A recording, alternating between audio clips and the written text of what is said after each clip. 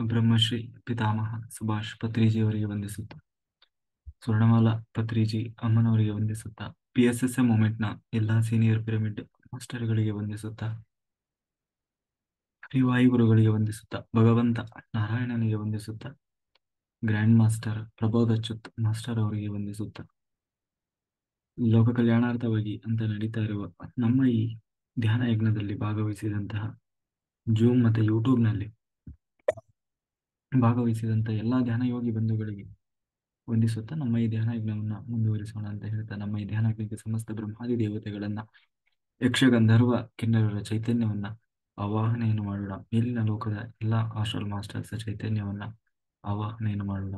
ಈ ಬ್ರಹ್ಮಾಂಡದಲ್ಲಿ ಯಾರೆಲ್ಲ ಆ ಮೋಕ್ಷ ಜೀವಿಗಳು ಅಂತ ಇದ್ದಾರೆ, ಬ್ರಹ್ಮಶ್ರೀಗಳು ಅಂತ ಇದ್ದಾರೆ, ಮಾಸ್ಟರ್ಸ್ ಅಂತ ಇದ್ದಾರೆ, ಅವರೆಲ್ಲರ ಚೈತನ್ಯವನ್ನು ಕೂಡ ಆವಾಹನೆಯನ್ನು ಮಾಡೋಣ.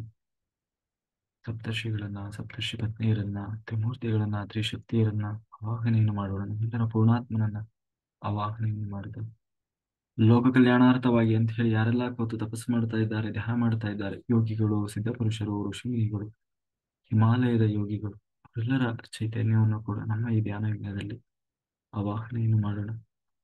ಇವತ್ತು ಹುಣ್ಣಿಮೆ ಇದೆ, ಚಂದ್ರನನ್ನು ಕೂಡ ಆವಾಹನೆಯನ್ನು ಮಾಡೋಣ ಅಂತ. ವಿಶ್ವರೂಪಿಯಾದ ಬ್ರಹ್ಮ ಸ್ವರೂಪಿಯಾದ ಭಗವಂತನನ್ನ ಆವಾಹನೆ ಮಾಡಿದ ಅವರೆಲ್ಲರ ಚೈತನ್ಯ ಫ್ರೀಕ್ವೆನ್ಸಿಯಲ್ಲಿ ನಾವು ಒಟ್ಟಾಗಿ ಈ ಆ ಧ್ಯಾನ ಯಜ್ಞದಲ್ಲಿ ಜ್ಞಾನ ಯಜ್ಞ ಆಯ್ತಾ. ಕೃಷ್ಣನ ಪ್ರೇರಣೆಯಂತೆ ಭಗವದ್ಗೀತಾ ಆ ಜ್ಞಾನ ಯಜ್ಞ ನಡೀತಾ ಇತ್ತು. ಅದರಲ್ಲಿ 10ನೇ ಅಧ್ಯಾಯದಲ್ಲಿ ವಿಶೇಷವಾಗಿ ಭಗವಂತ ತನ್ನ ವಿಭೂತಿ ರೂಪವನ್ನ ಹಿಡ್ಕೊಂಡು ಹೋಗ್ತಾ ಇದ್ದಾನೆ. 22 ವಿಭೂತಿ ರೂಪವನ್ನ ಹಿಡ್ಕೊಂಡು ಹೋಗ್ತಾ ಇದ್ದಾನೆ. ಅದರಲ್ಲಿ ತಾನು ಹೇಳಿದ ಮನಸ್ಸಿಗೆ ಅಭಿಮಾನಿ ದೇವತೆಯಾದಂತಹ ರುದ್ರ ಶಂಕರನಲ್ಲಿ ನಾನು ವಿಶೇಷವಾಗಿ ಸನ್ನಿಹಿತನಾಗಿದ್ದೇನೆ ಅಂತ ಹೇಳ್ತಾ ಮುಂದೆ ಹೇಳ್ತಾ ಇದ್ದಾನೆ. ಹಾಗೆ ಶಿವನ ಬಗ್ಗೆ ಹೇಳ್ತಾ ಮುಂದೆ ಆ ಕುಬೇರನಲ್ಲಿ ಅಂದ್ರೆ ಯಕ್ಷರು ಮತ್ತೆ ರಾಕ್ಷಸರಲ್ಲಿ ನಾನು ಕುಬೇರನಲ್ಲಿ ವಿಶೇಷವಾಗಿ ಸನ್ನಿಹಿತನಾಗಿದ್ದೇನೆ. ಕುಬೇರ ಶ್ರೇಷ್ಠ. ಯಾಕೆ ಕುಬೇರ ಶ್ರೇಷ್ಠ ಅಂದ್ರೆ ಕುಬೇರನಲ್ಲಿ ನಾನು ಸನ್ನಿಹಿತನಾಗಿದ್ದೇನೆ. ಹಾಗಾಗಿ ಸಾಮಾನ್ಯವಾಗಿ ಯಕ್ಷರು ಅಂತಂದ್ರೆ ಅವರು ನರಮಾಂಸವನ್ನ ಭಕ್ಷಣೆ ಮಾಡುವವರು. ರಾಕ್ಷಸರು ಅಂದ್ರೂ ಕೂಡ ಯಕ್ಷರಿಗಿಂತ ಉತ್ತಮರು, ಆದ್ರೆ ಅವರು ಕೂಡ ಕ್ರೂರಿಗಳೇ.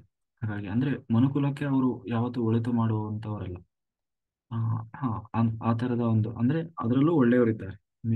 ಯಕ್ಷರಲ್ಲೂ ಕೂಡ ಒಳ್ಳೆಯವರಿದ್ದಾರೆ, ರಾಕ್ಷಸರಲ್ಲೂ ಒಳ್ಳೆಯವರಿದ್ದಾರೆ. ಉದಾಹರಣೆಗೆ ಈಗ ಅಸುರರಲ್ಲಿ, ಈ ರಾಕ್ಷಸರಲ್ಲಿ ಘಟೋತ್ಕಚ, ಈ ತರ ಕೆಲವರು ಬರ್ತಾರೆ. ಆಮೇಲೆ ಈಗ ದೈತ್ಯರಲ್ಲಿ ಪ್ರಹ್ಲಾದ, ಬಲಿಚಕ್ರವರ್ತಿ, ಸುಲೋಚನ, ಇವರೆಲ್ಲ ಅಂದ್ರೆ ಸಾತ್ವಿಕರಾದವರು. ಅಸುರರಾಗಿದ್ದರೂ ಕೂಡ ಜಗತ್ತಿಗೆ ಅಂದ್ರೆ ಲೋಕಕಂಟಕರಾದವರಲ್ಲ. ಹಾಗೆ ಕುಬೇರ ನಿಜವಾಗ್ಲೂ ಅವನು ಒಬ್ಬ ರಾಕ್ಷಸ, ಯಕ್ಷ. ಆದ್ರೆ ನಿಜವಾಗ್ಲೂ ಕುಬೇರನಲ್ಲಿ ನಾನು ವಿಶೇಷವಾಗಿ ಸನ್ನಿಹಿತನಾಗಿದ್ದೇನೆ ಅಂತ ಮುಂದೆ ಹೇಳ್ತಾ ಇದ್ದಾರೆ. ಹಾಗೆ ಆದಿತ್ಯ ರುದ್ರರ ಬಗ್ಗೆ ಹೇಳಿದ. ಈಗ ವಸುಗಳು ಅಂದ್ರೆ ಆದಿತ್ಯರು, ದ್ವಾದಶ ಆದಿತ್ಯರು, ಏಕಾದಶ ರುದ್ರರಲ್ಲಿ ಹೇಳಿದ. ಈಗ ಆ ಅಂದ್ರೆ ಇವೆಲ್ಲ ದೇವತೆಗಳಲ್ಲಿ ಬರುವಂತ ಬೇರೆ ಬೇರೆ ವರ್ಗಗಳು. ಎಲ್ಲರೂ ದೇವತೆಗಳಲ್ಲಿ ಯಕ್ಷರು ಅಂತ ಬರ್ತಾರೆ. ನಾನು ಹೇಳ್ತೀವಲ್ವ, ಯಕ್ಷ, ಗಂಧರ್ವ, ಕಿನ್ನರರು, ನಾಗರು, ಆದಿತ್ಯರು, ರುದ್ರರು, ವಸುಗಳು, ಹೀಗೆ ಬೇರೆ ಬೇರೆ ವರ್ಗಗಳು ಬರ್ತದೆ ಅವರಲ್ಲಿ. ಮತ್ತೆ ಅದೊಂದು ಗಣ ಅಂತೀವಲ್ಲ, ಹಾಗೆ ಇಲ್ಲಿ ವಸುಗಳಲ್ಲಿ ಅಷ್ಟವಸುಗಳು ಅಂತ ಬರ್ತಾರೆ. 8 ಜನ ವಸುಗಳು. ಆ ವಸುಗಳಲ್ಲಿ ಅಗ್ನಿ ನಾನಾಗಿದ್ದೇನೆ. ಯಾರು 8 ಜನ ವಸುಗಳು ಅಂತಂದ್ರೆ ಅದೇ ದ್ರೋಣ, ಪ್ರಾಣ, ಧ್ರುವ, ಅರ್ಕ, ಅಗ್ನಿ, ದೋಷ, ವಸು, ವಿಭಾವಸು. ಈ ವಿಭಾವಸುವೆ ಭೀಷ್ಮಾಚಾರ್ಯರಾಗಿ ಬಂದದ್ದು, 8ನೇ ವಸು. ಹಾಗೆ ಇಲ್ಲಿ ಅಗ್ನಿ ಎನ್ನುವ ವಸು ಅಂದ್ರೆ ನಾವೇನು ಇವತ್ತು ಮನೆಯಲ್ಲೆಲ್ಲ ಉಪಯೋಗಿಸ್ತೀವಲ್ವ ಅಗ್ನಿ, ವೈಶ್ವಾನರ ಅಗ್ನಿ. ನಮ್ಮ ಹೊಟ್ಟೆ ಒಳಗಿರುವಂತಹ ಅಗ್ನಿ, ಹೊಟ್ಟೆ ಒಳಗೆ ನಾವು ತಿಂದ ಆಹಾರವನ್ನ ಜೀರ್ಣ ಮಾಡುವವನು ವೈಶ್ವಾನರ ಅನ್ನುವಂತಹ ಅಗ್ನಿ. ಒಬ್ಬ ಯೋಗಿಯಾದವರು, ಒಬ್ಬ ಮೋಕ್ಷಕ್ಕೆ ಹೋಗುವ ಜೀವಿ ದೇಹದಿಂದ ಹೊರಗಡೆ ಬಂದ ಕೂಡಲೇ ಮೊದಲು ದರ್ಶನ ಕೊಡುವವರು ಯಾರು ಅಂತಂದ್ರೆ ಈ ವೈಶ್ವಾನರ ಅಗ್ನಿ. ಅಂದ್ರೆ ಬ್ರಹ್ಮರಂಧ್ರದಿಂದ ಯಾರು ಹೊರಗೆ ಬರ್ತಾರೆ ಅವರಿಗೆ ಮೊದಲು ದರ್ಶನ ಕೊಡುವವರು ಇವರು ಯಾರೋ ವೈಶ್ವಾನರ ಅನ್ನುವ ಅಗ್ನಿ, ಭಗವಂತನ ರೂಪ. ಹಾಗೆ ಇದೀವನಾದ ಈ ಅಗ್ನಿಯಲ್ಲಿ ವೈಶ್ವಾನರನಲ್ಲಿ ನಾನು ಅಗ್ನಿಯಾಗಿದ್ದೇನೆ. ಯಾವ ಹೆಸರಿನಿಂದ ಅಂದ್ರೆ ಅದೇ ವೈನಿ, ಜಾತವೇದ, ಉದಾಶನ, ಭಾವಕ, ಅನಲ, ದಹನ, ಅನ್ನುವ ಬೇರೆ ಬೇರೆ ಹೆಸರಿನಿಂದ ನಾನು ಅಗ್ನಿಯ ಒಳಗೆ ಸನ್ನಿಹಿತನಾಗಿದ್ದೇನೆ. ಹಾಗಾಗಿ ಇವತ್ತು ಅಗ್ನಿ ಇಲ್ಲದೆ ಅಗ್ನಿ ಸರ್ವನಾಶವನ್ನು ಕೂಡ ಮಾಡಬಲ್ಲದು. ಇವತ್ತಿನ ಜಗತ್ತಿನ ಪ್ರತಿಯೊಂದಕ್ಕೂ ಈ ಬದುಕಬೇಕು, ಮುಂದೆ ಜೀವನ ಹೋಗಬೇಕು ಅಂತಂದ್ರೆ ಅಗ್ನಿ ಎನ್ನುವುದು ಅಷ್ಟು ಮುಖ್ಯ ಆಗಿದೆ. ಹಾಗೆ ಆ ಮನುಷ್ಯನ ಏನಂದ್ರೆ ನಿತ್ಯ ಬದುಕಿನಲ್ಲಿ ಅತ್ಯಂತ ಅವಶ್ಯಕವಾಗಿರುವಂತಹ ಅಗ್ನಿ, ಯಾಕೆಂದ್ರೆ ಭಗವಂತ ಅದರಲ್ಲಿ ವಿಶೇಷವಾಗಿ ಸನ್ನಿಹಿತನಾಗಿದ್ದಾನೆ. ಹಾಗೆ ಹೇಳ್ತಾ ಆ ಹೀಗೆ ಇಡೀ ಜಗತ್ತನ್ನ ಪಾವನಗೊಳಿಸುವ ಶಕ್ತಿಯಾದ ಭಗವಂತ ಅಗ್ನಿಯಲ್ಲಿ ಪಾವಕ ಅನ್ನುವ ಹೆಸರಿನಿಂದ ನಾನು ನನ್ನ ವಿಶೇಷವಾದ ಸನ್ನಿಧಾನ ಇದೆ. ಹೀಗೆ ಕುಬೇರನ ಬಗ್ಗೆ ಹೇಳಿದ ಮುಂದೆ ಭೂಮಿಯಲ್ಲಿ ಸಂಪತ್ತಿನ ನೆಲೆಯಾದಂತಹ ಮೇರು ಪರ್ವತದಲ್ಲಿ ನನ್ನ ವಿಶೇಷ ವಿಭೂತಿ ರೂಪ ಇದೆ. ಪರ್ವತಗಳಲ್ಲಿ ಆ ಪರ್ವತಗಳಲ್ಲಿ ಅಂದ್ರೆ ನಮ್ಮ ಕಣ್ಣಿಗೆ ಕಾಣಲ್ಲ ಇದು, ಆದ್ರೆ ಕಣ್ಣಿಗೆ ಕಾಣದಂತಹ ಪರ್ವತಗಳಲ್ಲಿ ಅದರಲ್ಲೂ ಮೇರು ಪರ್ವತ ಶ್ರೇಷ್ಠವಾದದ್ದು. ಯಾಕೆಂದ್ರೆ ಅಲ್ಲಿ ನಾನು ವಿಶೇಷವಾಗಿ ಸನ್ನಿಹಿತನಾಗಿದ್ದೇನೆ ಅಂತ ಹೇಳ್ತಾ ಮುಂದೆ ಹೇಳ್ತಾ ಇದ್ದಾನೆ. ನೋಡು, ಇಲ್ಲೆಲ್ಲ ದೇವರು ಇಲ್ಲಿಯವರೆಗೆ ತನ್ನ ಪ್ರತೀಕವನ್ನು ಹೇಳಿದ. ಈಗ ಪುರೋಹಿತನ ಬಗ್ಗೆ ಹೇಳ್ತಾ ಇದ್ದೇನೆ. ಅಂದ್ರೆ ಮುಖ್ಯವಾಗಿ ಪುರೋಹಿತನಲ್ಲಿ ನಾನು ವಿಶೇಷವಾಗಿ ಸನ್ನಿಹಿತನಾಗಿದ್ದೆ. ಪುರೋಹಿತನಲ್ಲಿ ನನ್ನ ವಿಶೇಷ ಸನ್ನಿಧಾನ ಇರ್ತದೆ. ಯಾಕೆ ಭಗವಂತ ಅವನಲ್ಲಿ ವಿಶೇಷವಾಗಿ ಸನ್ನಿಹಿತನಾಗ ಅಂತಂದ್ರೆ ಋಗ್ವೇದದಲ್ಲಿ ಪ್ರಥಮ ಸೂಕ್ತದಲ್ಲೇ ಬರ್ತದೆ, ಅಗ್ನಿಮಿಡೆ ಪುರೋಹಿತಂ ಯಜ್ಞಸ್ಯ ದೇವಂ ಋತ್ವಿಜಂ ಅಂತ. ಅಂದ್ರೆ ಆ ಋತ್ವಿಜರಲ್ಲಿ ವಿಶೇಷ ಸನ್ನಿಧಾನ. ಇದರಲ್ಲಿ ನಾವು ಇವತ್ತಿಗೆ ಅಳವಡಿಸಿಕೊಳ್ಳೋದಾದ್ರೆ ಇದನ್ನೇನು ಹೇಳ್ತಾರೆ ಅಂತಂದ್ರೆ, ಯಾರನ್ನ ಪುರೋಹಿತ ಅಂತ ಕರೀತಾರೆ? ನಮಗೆ ಹಿತವಾದದ್ದನ್ನ ನಮ್ಮಿಂದ ಮೊದಲೇ ತಿಳಿದು ನಮ್ಮನ್ನ ತಿದ್ದಿ ಆ ದಾರಿಯಲ್ಲಿ ನಡೆಯುವಂತೆ ಮಾರ್ಗದರ್ಶನ ಮಾಡುವವನು ನಿಜವಾದ ಪುರೋಹಿತ. ನಮ್ಮ ಅಭಿವೃದ್ಧಿಗೆ ಪೂರಕವಾಗಿರುವಂತಹ ಕ್ರಿಯೆಗಳನ್ನ ಮಾಡಿಸಿ ನಾವು ಅಭಿವೃದ್ಧಿ ಆಗುವಂತೆ ಮತ್ತೆ ನಮ್ಮಲ್ಲಿ ಬರಬಹುದಾದಂತಹ ಆಪತ್ತುಗಳ ಬಗ್ಗೆ ಮುಂಜಾಗ್ರತೆಯನ್ನು ಕೊಡುವ ಗುರುಸ್ಥಾನದಲ್ಲಿ ಇರುವಂತಹ ಒಬ್ಬ ಸಲಹೆಗಾರ, ಅವನು ಒಬ್ಬ ಪುರೋಹಿತ. ಇಡೀ ಸಮಾಜಕ್ಕೆ ಮಾರ್ಗದರ್ಶಕನಾಗಿ ಇರುವವನು ಪುರೋಹಿತ. ಆ, ಏನು ಒಬ್ಬ ವ್ಯಕ್ತಿಯನ್ನ ಆಧ್ಯಾತ್ಮಿಕವಾಗಿ ಅಥವಾ ತನ್ನ ಇಡೀ ಬದುಕಿನಲ್ಲಿ ಒಂದು ವ್ಯವಸ್ಥಿತ ಬದುಕನ್ನ ಹೋಗುವ ಹಾಗೆ ಪ್ರೇರಣೆ ಮಾಡುವವನು ಒಬ್ಬ ನಿಜವಾದ ಪುರೋಹಿತ. ಪೌರೋಹಿತ್ಯ ಬಹಳ ಜವಾಬ್ದಾರಿಯುತವಾದಂಥ ಕೆಲಸ. ಅದು ಒಬ್ಬ ವ್ಯಕ್ತಿಯನ್ನ ನಾಶನೂ ಮಾಡಬಹುದು, ಅಥವಾ ಒಬ್ಬ ವ್ಯಕ್ತಿಯನ್ನ ತನ್ನ ಇಡೀ ಜೀವನವನ್ನ ರೂಪಿಸಲೂಬಹುದು. ಅಂತಹ ವ್ಯಕ್ತಿತ್ವ ಇರುವಂತದ್ದು ಒಬ್ಬ ಪುರೋಹಿತನಲ್ಲಿ. ಇವತ್ತು ನಾವು ನಮ್ಮ ಈಗ ಈಗ ಯಾರು ನಿಜವಾದ ಪುರೋಹಿತರು ಅಂತಂದ್ರೆ ಪೂಜೆ ಮಾಡುವವರು ಪುರೋಹಿತರು ಅಂತ ಅರ್ಥ. ಹಾಗಲ್ಲ, ಪೂಜೆ ಮಾಡುವವರು ಹೌದು, ಅವ್ರು ಇರ್ಬೋದು, ಆದ್ರೆ ಪೂಜೆ ಮಾಡುವವರು ಪುರೋಹಿತರು ಅಂತ ಅರ್ಥ ಅಲ್ಲ. ಹೀಗೆ ಯಾರಲ್ಲಿ ಈ ಗುಣಗಳಿದೆ ಸಮಾಜದಲ್ಲಿ, ಯಾರ ಕಷ್ಟ ಅಂತ ಬಂದಾಗ ಅವರಿಗೆ ಸರಿದಾರಿಯನ್ನು ತೋರಿಸಿ, ಸನ್ಮಾರ್ಗವನ್ನು ತೋರಿಸಿ, ಕಷ್ಟ ಪರಿಹಾರಕ್ಕೆ ಮಾರ್ಗವನ್ನು ಸೂಚಿಸಿ ಅವರಿಗೂ ಒಂದು ಉತ್ತಮ ಬದುಕನ್ನು ಕಲ್ಪಿಸಿಕೊಡುವವನು ಪುರೋಹಿತನಾಗ್ತಾನೆ. ಅದರಲ್ಲಿ ಇವತ್ತು ಪಿರಮಿಡ್ ಮಾಸ್ಟರ್ಸ್ ಯಾರೆಲ್ಲ ಇದ್ದಾರೆ, ಅವರೆಲ್ಲರೂ ಪುರೋಹಿತರೆ. ಆಯ್ತಾ? ಪಿರಮಿಡ್ ಮಾಸ್ಟರ್ಸ್ ಯಾರಿದ್ದಾರೆ? ಯಾಕೆಂದ್ರೆ ಅವ್ರು ಮಾಡೋ ಕೆಲಸನೇ ಇದೆ. ಯಾರಿಗಾದ್ರೂ ಪ್ರಾಬ್ಲಮ್ ಬಂತಂದ್ರೆ ನೀವು ಧ್ಯಾನ ಮಾಡಿ ಅಂತಾರೆ. ಧ್ಯಾನ ಮಾಡಿ ಎಷ್ಟೊಂದು ಹೇಳ್ಕೊಡ್ತಾರಲ್ಲ, 18 ಸೂತ್ರ ಹೇಳ್ತಾರೆ. ಧ್ಯಾನ ಮಾಡಿ, ನೋ ಗಾಸಿಪ್. ಆಮೇಲೆ ಯಾರನ್ನು ಕಂಪ್ಲೇಂಟ್ ಮಾಡಬೇಡಿ, ಗಾಸಿಪ್ ಮಾಡಬೇಡಿ, ಅಪಪ್ರಚಾರ ಮಾಡಬೇಡಿ, ಆಮೇಲೆ ನೆಗೆಟಿವ್ ಥಿಂಕ್ ಮಾಡಬೇಡಿ, ಹೀಗೆಲ್ಲ ಹೇಳ್ಕೊಡ್ತಾರೆ. ಆಮೇಲೆ ಧ್ಯಾನ ಮಾಡಿ ಅಂತ ಹೇಳ್ತಾರೆ. ಹೀಗೆ ಏನೇನೋ ಅವರಿಗೆ ಸರಿಯಾದ ಮಾರ್ಗವನ್ನ ಹೇಳಿ ಎಷ್ಟು ಜನರಿಗೆ ಇವತ್ತು ಅದರಿಂದ ಸಹಾಯ ಆಗ್ತಾ ಇದೆ. ಇದರಲ್ಲಿ ಏನಾದ್ರೂ ಸ್ವಾರ್ಥ ಇದೆಯಾ? ಇಲ್ಲ. ಹಾಗೆ ಯಾರೆಲ್ಲ ಪಿರಮಿಡ್ ಮಾಸ್ಟರ್ಗಳಿದ್ದಾರೆ ಅವರೆಲ್ಲರೂ ಕೂಡ ಪುರೋಹಿತರೇ. ಹಾಗಾಗಿ ಪುರೋಹಿತರಲ್ಲಿ ಭಗವಂತ ವಿಶೇಷವಾಗಿ ಸನ್ನಿಹಿತನಾಗಿದ್ದಾನೆ. ದೇವತಾ ತಾರತಮ್ಯದಲ್ಲಿ ಇದು ಅದರಲ್ಲೂ ಈ ಪುರೋಹಿತರಲ್ಲಿ ಭೂಮಿಯ ಮೇಲೆ ಇರುವಂತಹ ಪುರೋಹಿತರ ಬಗ್ಗೆ ಹೇಳಿದ್ರೆ,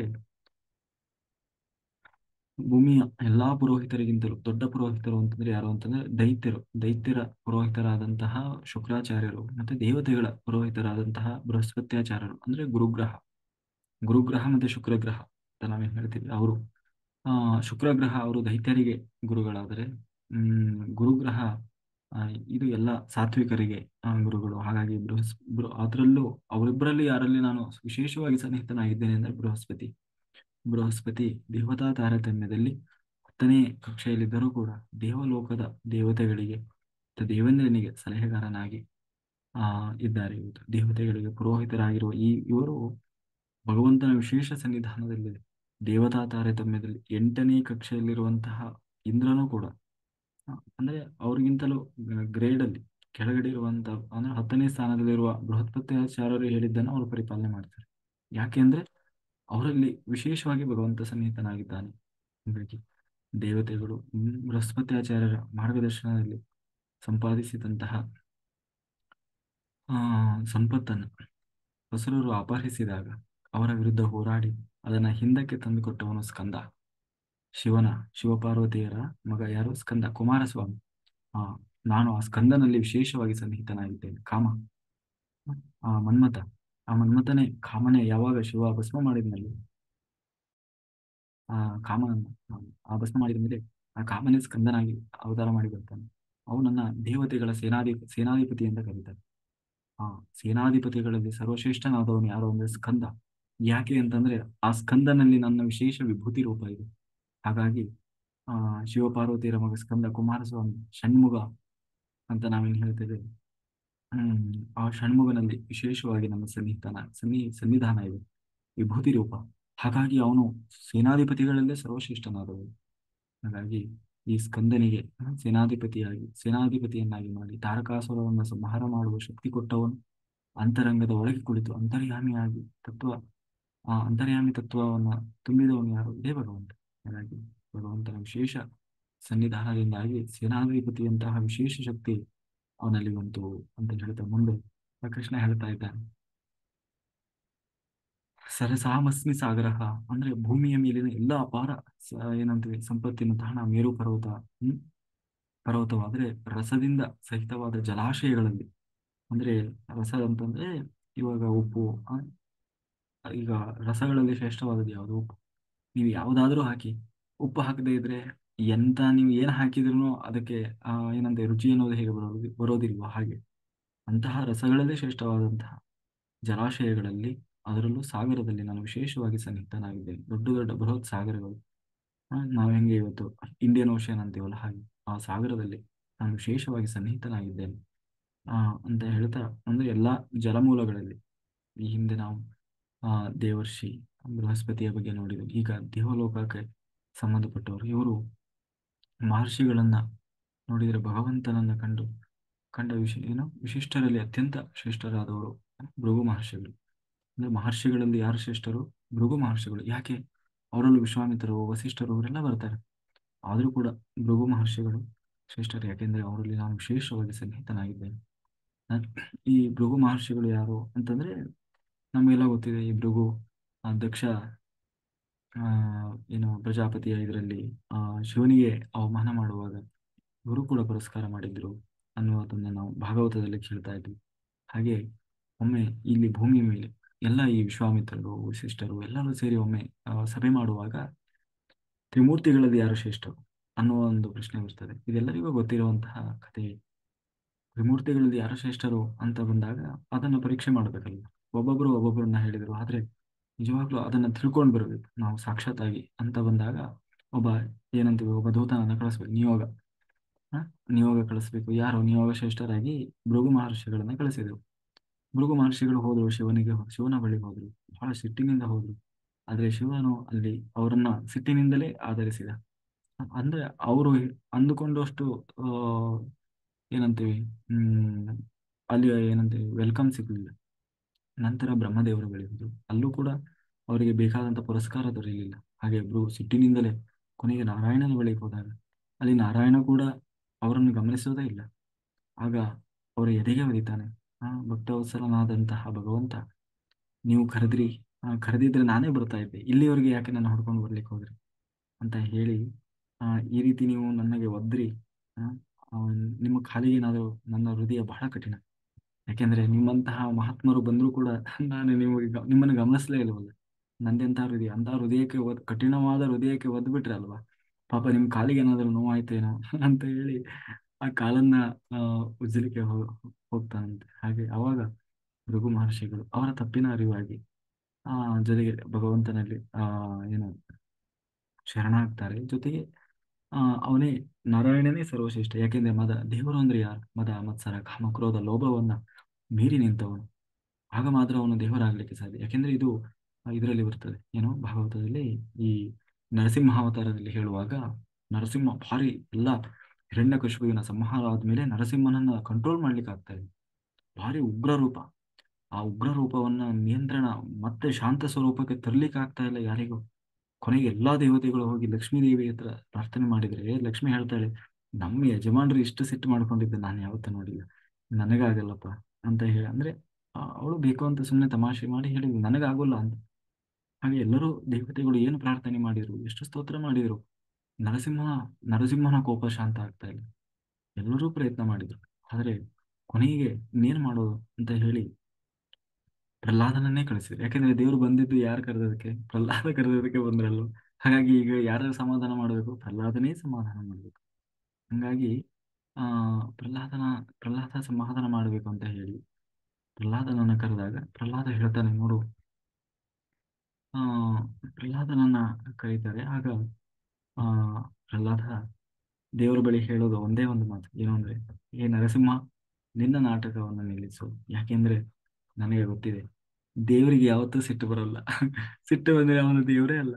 ಹಾಗಾಗಿ ದೇ- ದೇವರು ಎಲ್ಲವನ್ನ ಮೀರಿ ನಿಂತವ, ರಿಷಡ್ ವರ್ಗಗಳನ್ನ ಮೀರಿ ನಿಂತವ ಅವನೇ ಅಲ್ವ. ಅವನಿಗೆ ಮದ ಮತ್ಸರ ಕಾಮ ಕ್ರೋಧ ಲೋಭ ಇದು ಯಾವುದೂ ಇಲ್ಲ. ಹಂಗಾಗಿ ದೇವರಿಗೆ ಸಿಟ್ಟು ಬಂದಿದೆ, ಉಗ್ರ ರೂಪ ಅಂದ್ರೆ ಏನದು? ನೀನ್ ನಾಟಕ ಮಾಡ್ತಾ ಇದ್ದಿ ಅಂತ ಅರ್ಥ. ಯಾಕೆಂದ್ರೆ ದೇವರಿಗೆ ಸಿಟ್ಟು ಬರಲ್ಲ. ಹಂಗಾಗಿ ಸಾಕು, ನಿನ್ನ ನಾಟಕ ನಿಲ್ಲಿಸು ಅಂತ ಹೇಳಿ ಆ ನರಸಿಂಹನಲ್ಲಿ ಕೇಳ್ತಾನೆ. ಹಾಗೆ ಆಗ ದೇವರು ನಗುನಗುತ್ತಾ ಶಾಂತನಾಗ್ತಾನೆ.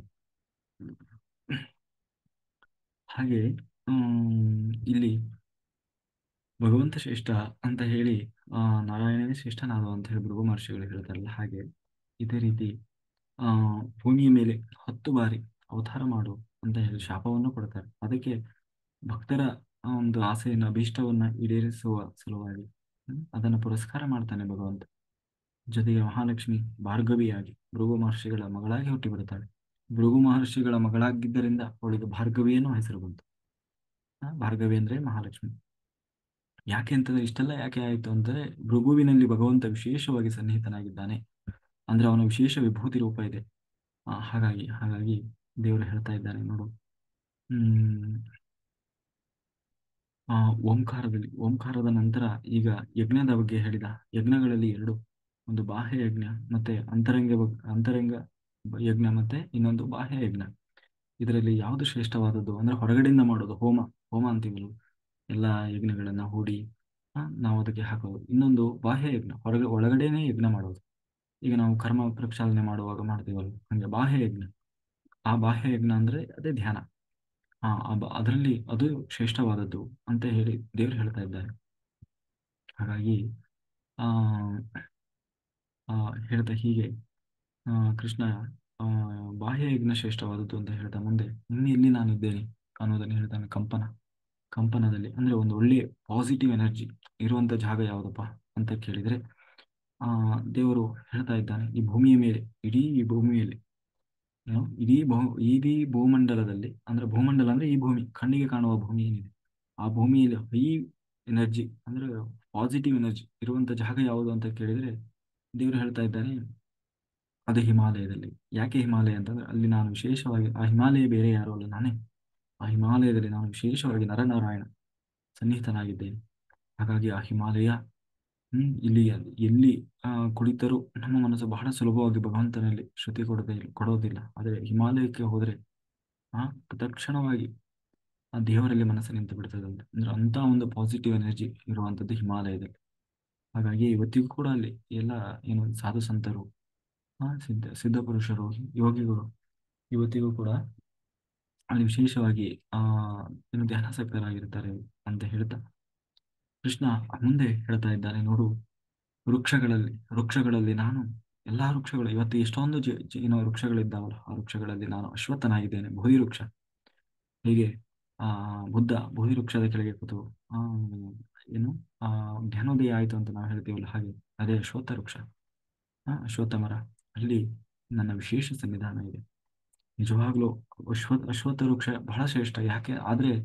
ಯಾಕೆ ಅದು ಏನೂ ಪ್ರಯೋಜನ ಇಲ್ಲ. ಅದರಲ್ಲಿ ಹಣ್ಣು ಬರೋಲ್ಲ, ಕಾಯಿ ಬರೋಲ್ಲ, ಎಲೆ ಬರೋಲ್ಲ, ಸೌದೆ ಬರೋಲ್ಲ.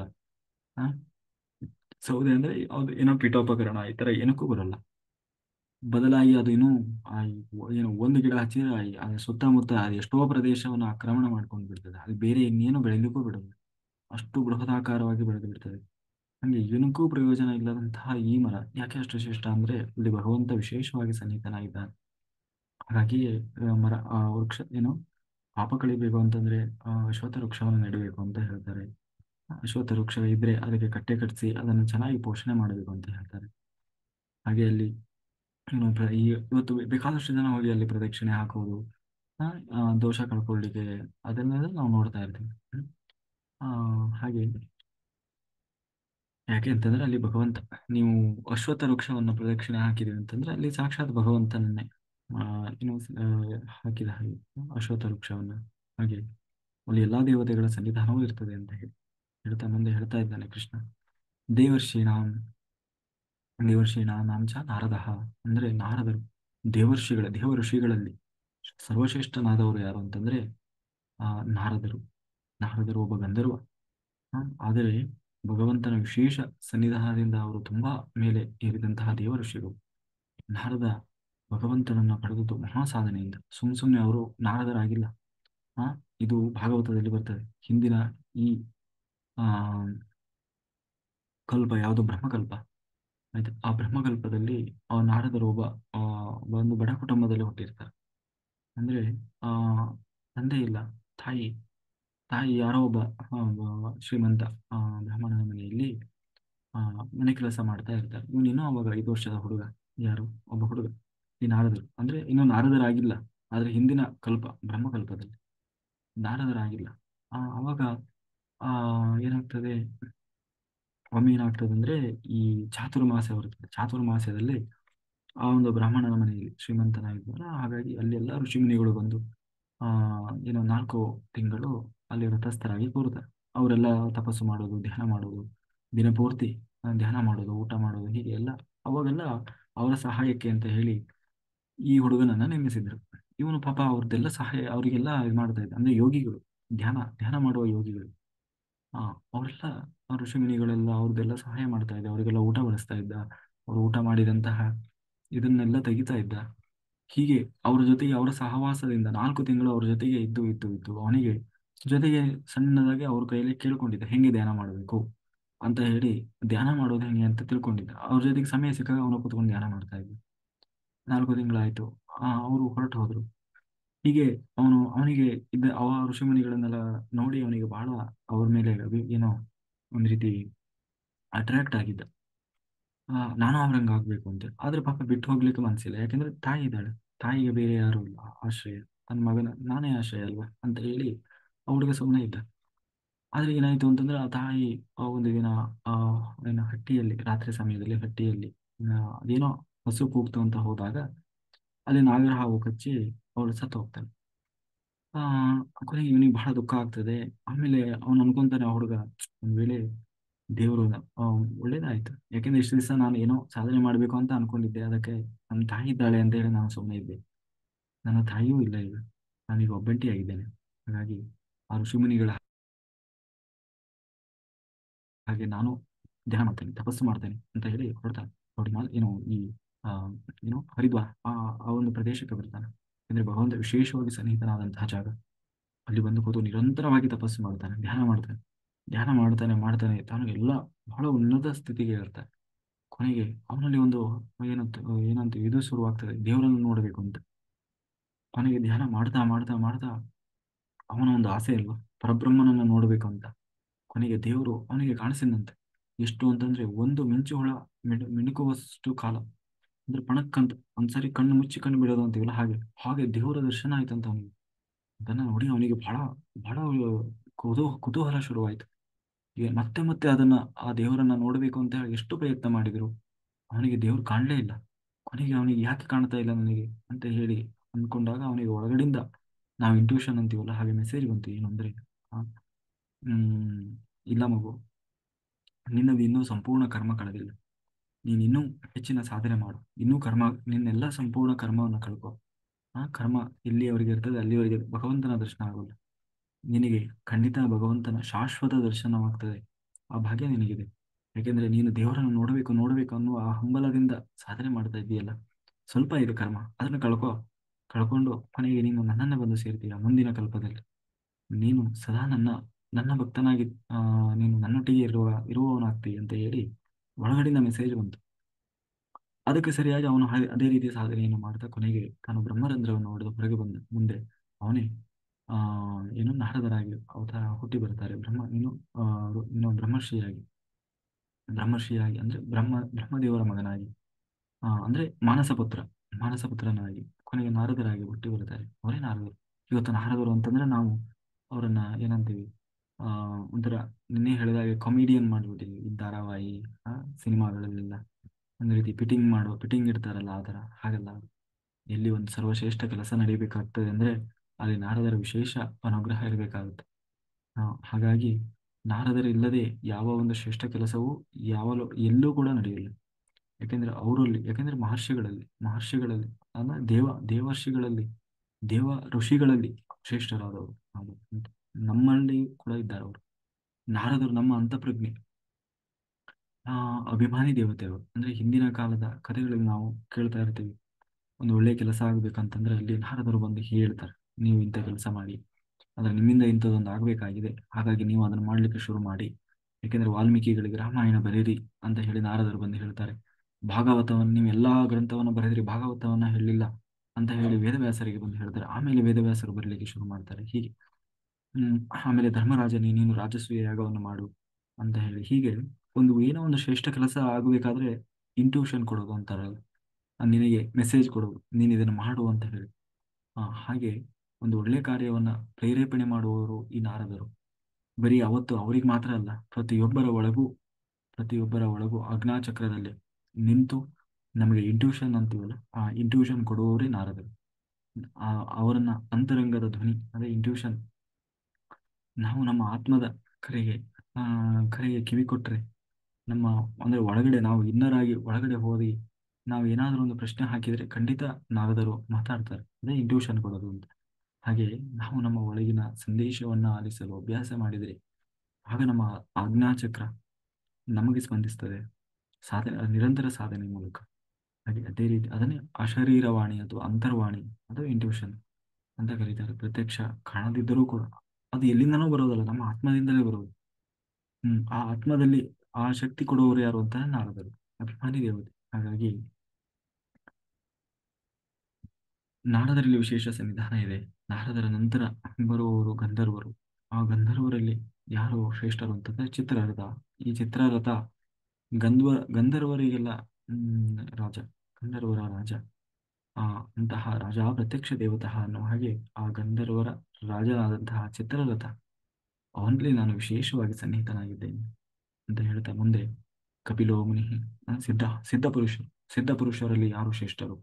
ಸಿದ್ಧ ಪುರುಷರಲ್ಲಿ ಕಪಿಲ ವಾಸುದೇವನಾಗಿ ನಾನು, ಅಂದ್ರೆ ಸಾಕ್ಷಾತ್ ಭಗವಂತನ ಅವತಾರ. ನಾವು ಹಿಂದೆ ಇದರಲ್ಲಿ ಬರ್ತದೆ ಭಾಗವತದಲ್ಲಿ ಅಂದ್ರೆ ಸಾಂಖ್ಯಶಾಸ್ತ್ರ ಅಂತ ಬರ್ತದಲ್ಲ, ಸಾಂಖ್ಯ, ಅದರಲ್ಲಿ ಸ್ವಯಂಭುವಮನು ಮತ್ತೆ ದೇವಭೂತಿ ಅವಳ ಆ ಏನು ದಾಂಪತ್ಯದಿಂದ ಬಂದವರು ಯಾರು? ಕರ್ದಮ ಪ್ರಜಾಪತಿ.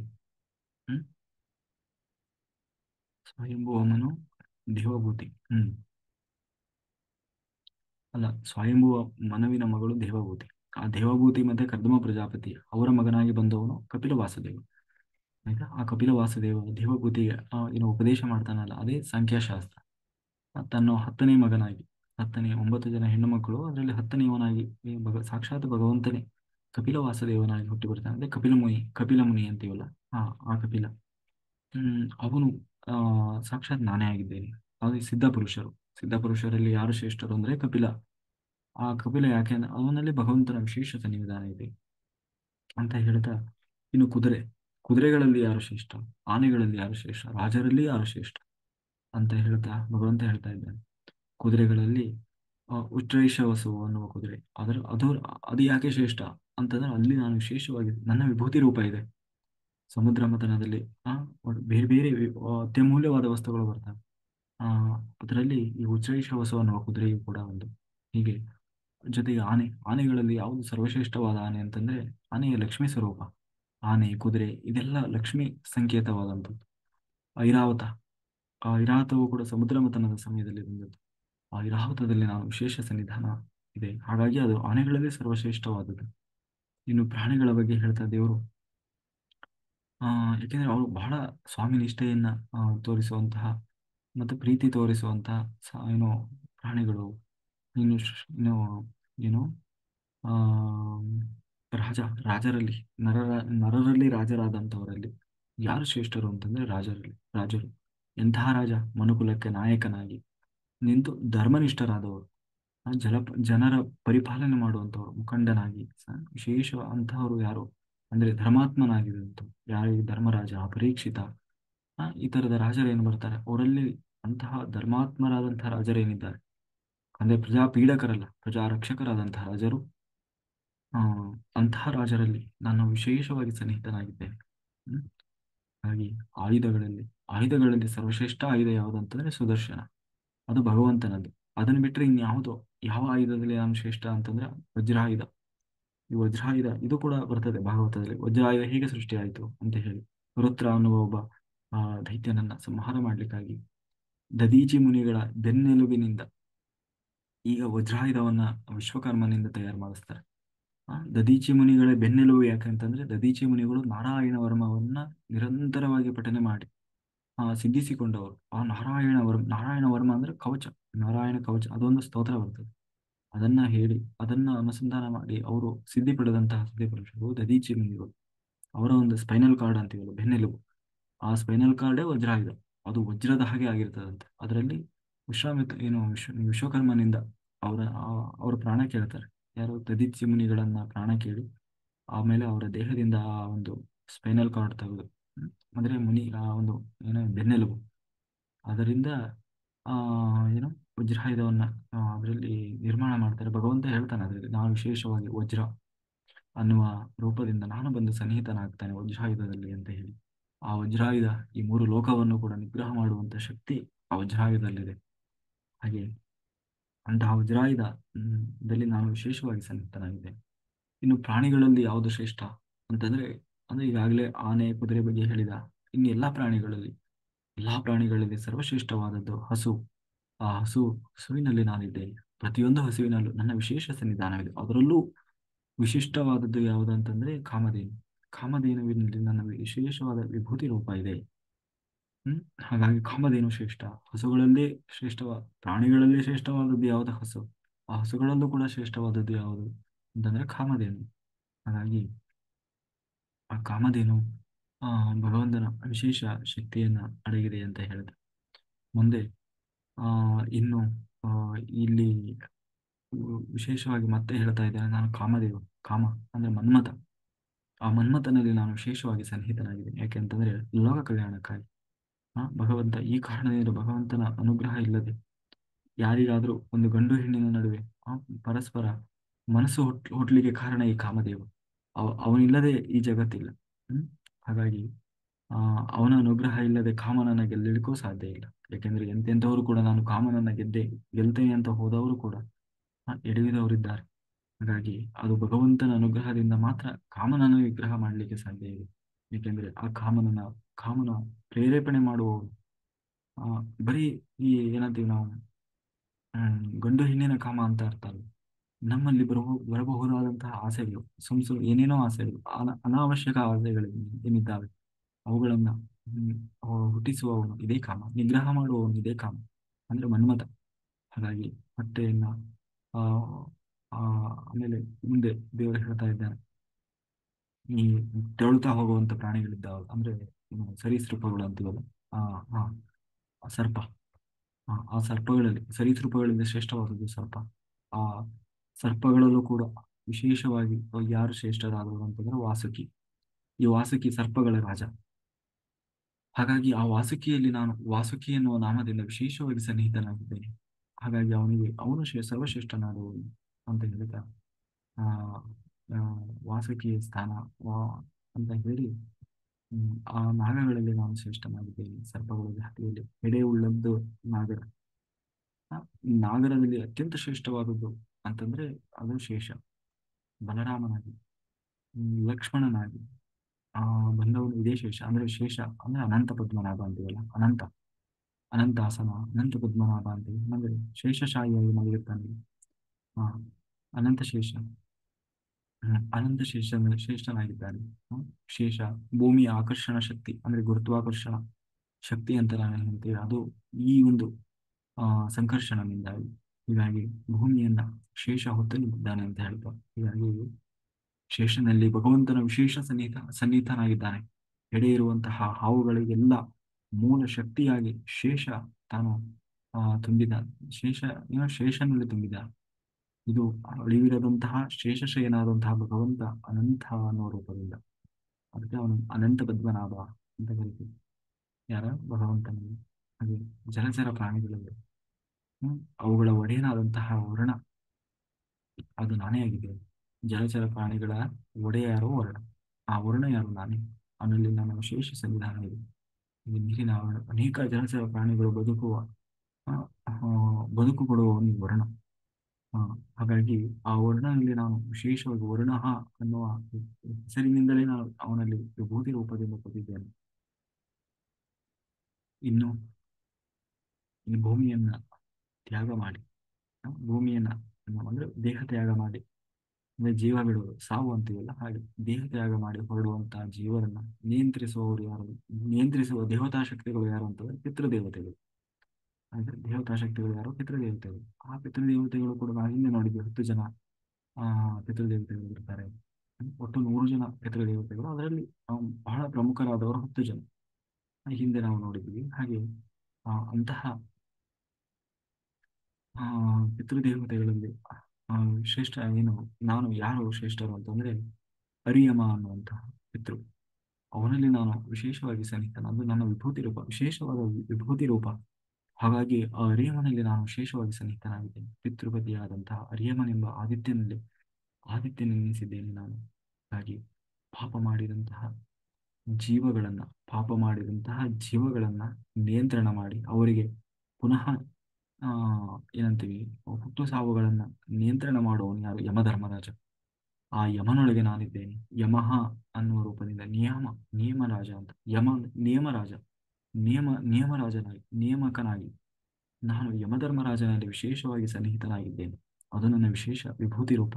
ಏಕೆಂದರೆ ಸಮಸ್ತ ಜೀವಕೋಟಿಯನ್ನ ನಿಗ್ರಹ ಮಾಡ್ತಾ ಇದ್ದಾನೆ ಆ ಯಮ ಅಂತಂದ್ರೆ. ಅವನೊಳಗೆ ನಾನು ವಿಶೇಷವಾಗಿ ಯಮ ಅನ್ನುವ ರೂಪದಲ್ಲಿ ನಿಯಾಮಕನಾಗಿ ನಾನು ಸನ್ನಿಹಿತನಾಗಿದ್ದೇನೆ. ಹಾಗಾಗಿ ಅವನಲ್ಲಿ ಆ ಒಂದು ವಿಶೇಷ ಶಕ್ತಿ ಇದೆ. ಅದು ನನ್ನ ವಿಶೇಷ ವಿಭೂತಿ ರೂಪ. ಹಾಗಾಗಿ ಭಗವಂತನ ಸನ್ನಿಧಾನ ಸಜ್ಜನರಲ್ಲೂ ಇದೆ, ದುರ್ಜನರಲ್ಲೂ ಇದೆ. ದೈತ್ಯರಿಗೆ ಬಲವನ್ನು ಕೊಡುವವನು ಭಗವಂತ. ಸಾಮಾನ್ಯವಾಗಿ ದೈತ್ಯರು ಇನ್ನೊಬ್ಬರ ಬದುಕನ್ನ ಹಾಳುಗೆಡುತ್ತಾರೆ. ಆದರೆ ಇಂತಹ ದೈತ್ಯ ವಂಶದಲ್ಲಿ ಆದಿಯಲ್ಲಿ ಹುಟ್ಟಿದಂತಹ ಪ್ರಹ್ಲಾದ ಎಲ್ಲರಿಗಿಂತಲೂ ಭಿನ್ನ ಆದವನು. ಇದಕ್ಕೆ ಕಾರಣ ಭಗವಂತ ಆತನಲ್ಲಿ ವಿಶೇಷವಾಗಿ ಸನ್ನಿಹಿತನಾಗಿದ್ದಾನೆ. ಅಂದ್ರೆ ದೈತ್ಯರಲ್ಲಿ ಶ್ರೇಷ್ಠನಾದವನು ಅಂತಂದ್ರೆ ಅದು ಪ್ರಹ್ಲಾದ. ಈ ಕಾರಣದಿಂದಲೇ ದೈತ್ಯರಲ್ಲಿ ವಿಶೇಷ ವಿಭೂತಿ ಈತ. ದೈತ್ಯರಲ್ಲಿ ಶ್ರೇಷ್ಠನಾದಂಥವನು ಯಾರು ಅಂತಂದ್ರೆ ಪ್ರಹ್ಲಾದ. ಆ